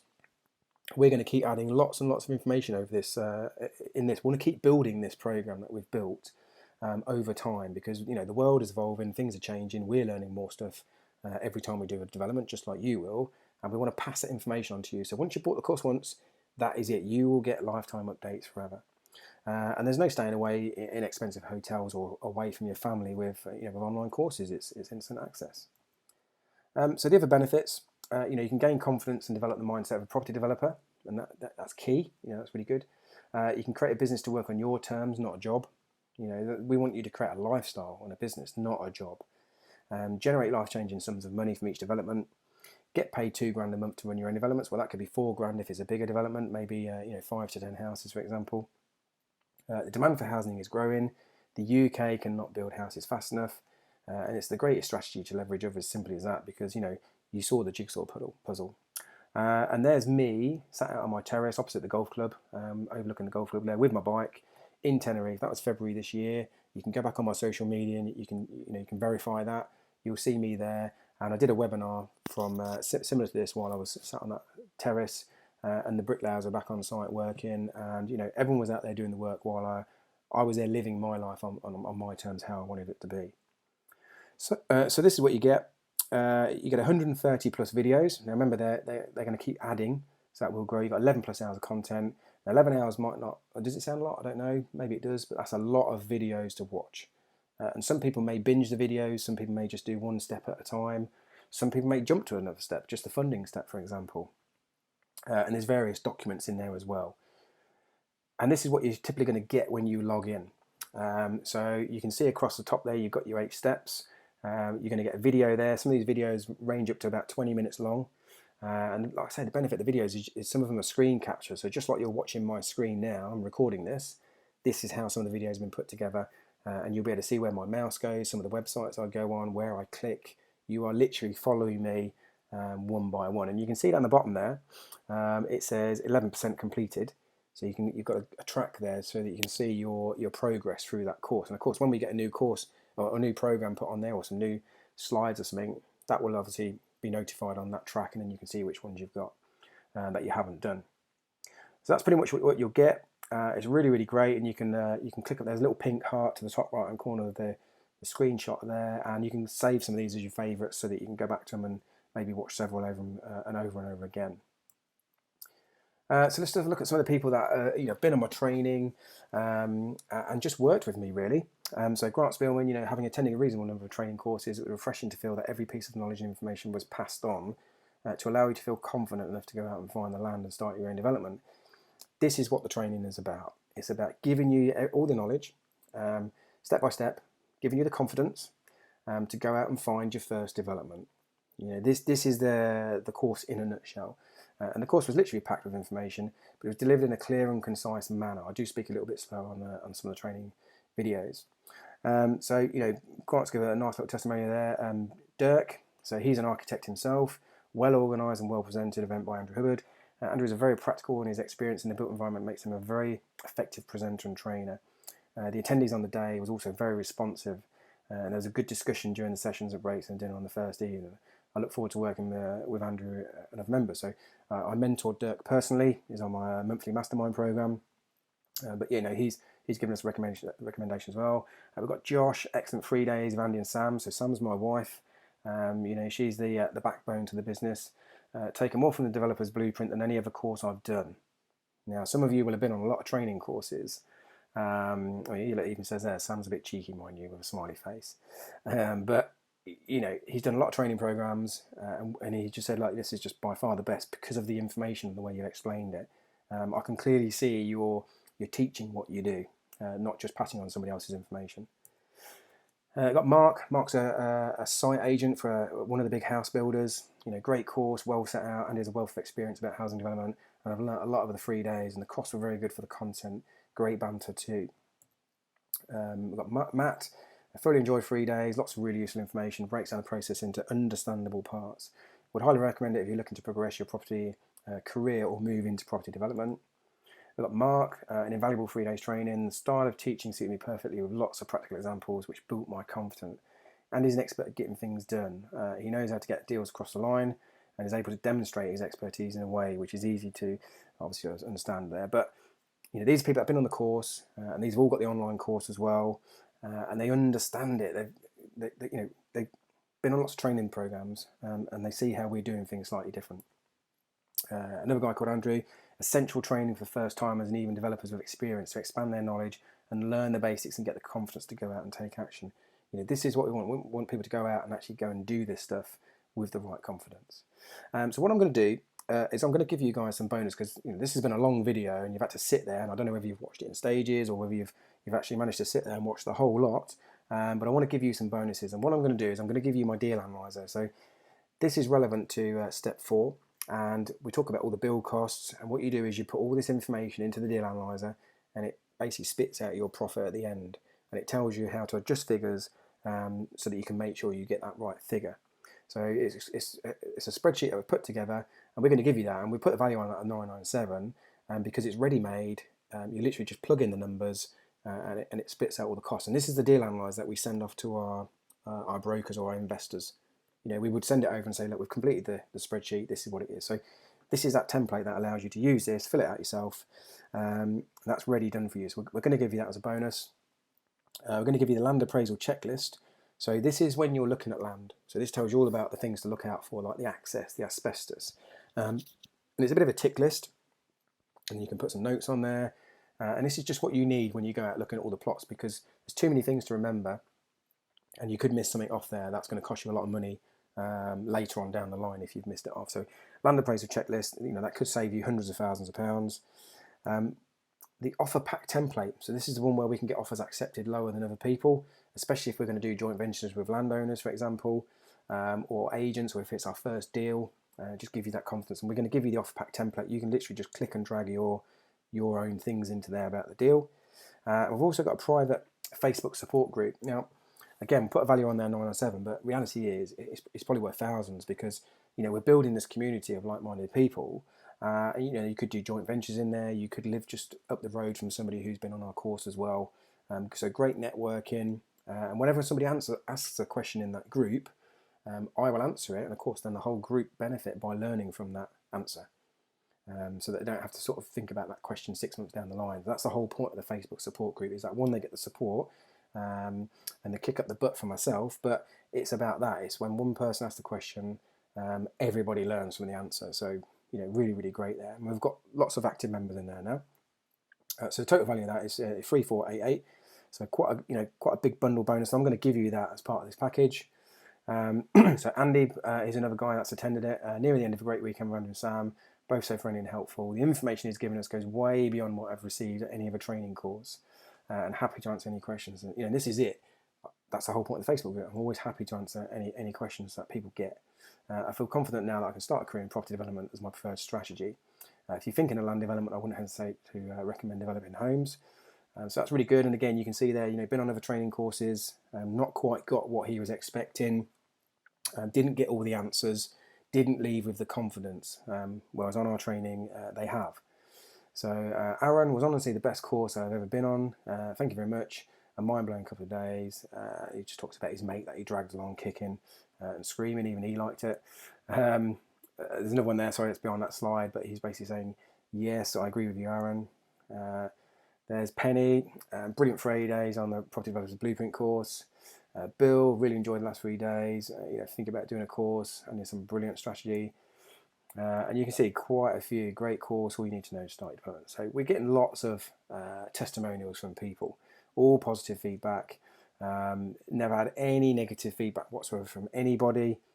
And this is what it's about for us. So there's Sam as well. So let's just go back to this slide here. Remember my financial freedom figure of £776,000 per annum. I've only got to build 2 houses a year to make that 200 grand. So I haven't got to go out and buy 70 properties anymore. I haven't got to go and manage loads of tenants. I haven't got to go and repair lots of boilers. I haven't got to create myself a job.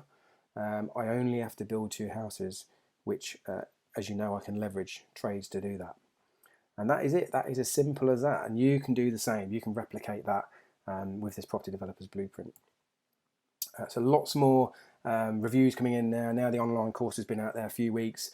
This is some of the feedback we're getting. Richard Shaw, after joining the online course just 3 weeks ago, we've got our first offer on a plot without our planning accepted. Really exciting, and how things are moving. So now to sort out the solicitor and architect, he knows the process. He's managed to secure this deal by going through the training, and now he knows what the next step is to go and speak to the solicitor and the architect. John Keith, first potential plot, and it's 10 to 15 units. Site meeting on Monday. Andrew Hubbard, I've PM'd you. So John's messaged me, and I've got back to him on his message. But a general question for others on the course, what would you do? Would you turn it down because it's too soon? Try and arrange JV, something else. So this is where, the private Facebook group can benefit people by asking these questions for a bit of feedback, a bit of support. Am I doing the right thing? What would you guys do? Andy, what would you do in this situation? I've never been here before, and I'm a bit nervous. So that's the whole point of the Facebook group. You've got Michael Simpson. I've not completed the online course yet, but so far good. The content is very informative, and I'm excited to carry on learning and implementing what the course provides. The course is easy to follow with lots of detail. Bring it on. We've got Roger Shakespeare here. Just worked my way through the finding the land phase. So this is step 1 on the online course, and God, my hand hurts from taking notes. Some brilliant content. Can't wait to get stuck into more of the course. As John's put there, writer's cramp, a bit weak from someone called Shakespeare. So we've got Roy Levin. Developing Homes Property Developers Blueprint is an outstanding course with a deep dive approach to every aspect. It offers fantastic value, and you won't be disappointed. The private Facebook group offers you great support and encouragement to take action and build your property development business. We've got Mlu. I recommend Developing Homes Blueprint online course to all beginners and experienced property entrepreneurs today. Since purchasing the course, I've had the pleasure of going through its content, also to be involved in a high ambitious yet very productive, supportive Facebook group. and Roger's put it on there again. Brilliant online course, very informative, easily the best thing ever done. So, you can see we're getting good feedback already. And remember, if you don't change, nothing changes. So you've got two choices really after this video. You can either just stop it now and go back to your job, go back to your business, go back to trading your time for money, or you can make that change like I did just a few years ago, and create the life you want and deserve, and your family deserves. That is the choice. No one's forcing you to do it, but you have got a choice. And the reality is, if you don't change, nothing will change. So this is what you're going to get. You're going to get the Online Property Developer's Blueprint worth $19.97. But I'm going to give you the bonuses. So I'm going to give you the Deal Analyzer, a Land Appraisal Checklist that we talked about, my Offer Pack Template, which is ready-made for you just to drag and paste your stuff in, the private Facebook support group. You've seen how people are already commenting on that who have bought the course already. So the total bonus is there, and the course will be $5,485. But we're giving you 50% off at the moment. And that's going to save you £4,488 plus VAT, and it's only £997 plus VAT. So this is the whole Property Developer's Blueprint online course. You're going to get all the bonuses, the Deal Analyzer, the Land Appraisal Checklist, my Offer Pack Template, and you're going to get instant access to the private Facebook support group. Now you can come off this now and go straight to the website. I'm going to put a link below in the comments. You can go straight to that now, purchase this, and you could be learning this stuff within the next 5 or 10 minutes. And you get straight into the Facebook group, and you have got that support to help you onto your property development journey. You've got all the stuff there in the 8 steps. You've just got to follow the system, follow exactly what I've done, follow exactly what I teach you, and there's no reason why you can't get the same results as what I'm doing. And I'd love to see you, as part of our Facebook group. I'd love to see you and your journey progress, and I'd love to have you as part of the Developing Homes, community, because I'm trying to grow a good community. And there's a massive housing shortage out there, and I personally, believe that a lot of people could be out there building developments, earning a lot more money, being able to create jobs, give more money to charity, give more money to your family and support your family, have more freedom, have more choice, and really create the life that you want. So go to the link below in the comments. If you've got any questions, put them in the comments below. You can contact me on my email address at the bottom there if you want. I'll get back to every single person who always messages me. And yeah, I'd love to see you in the future developing houses. And if you've got any questions, just bang them in the comments below, and we'll speak to you soon.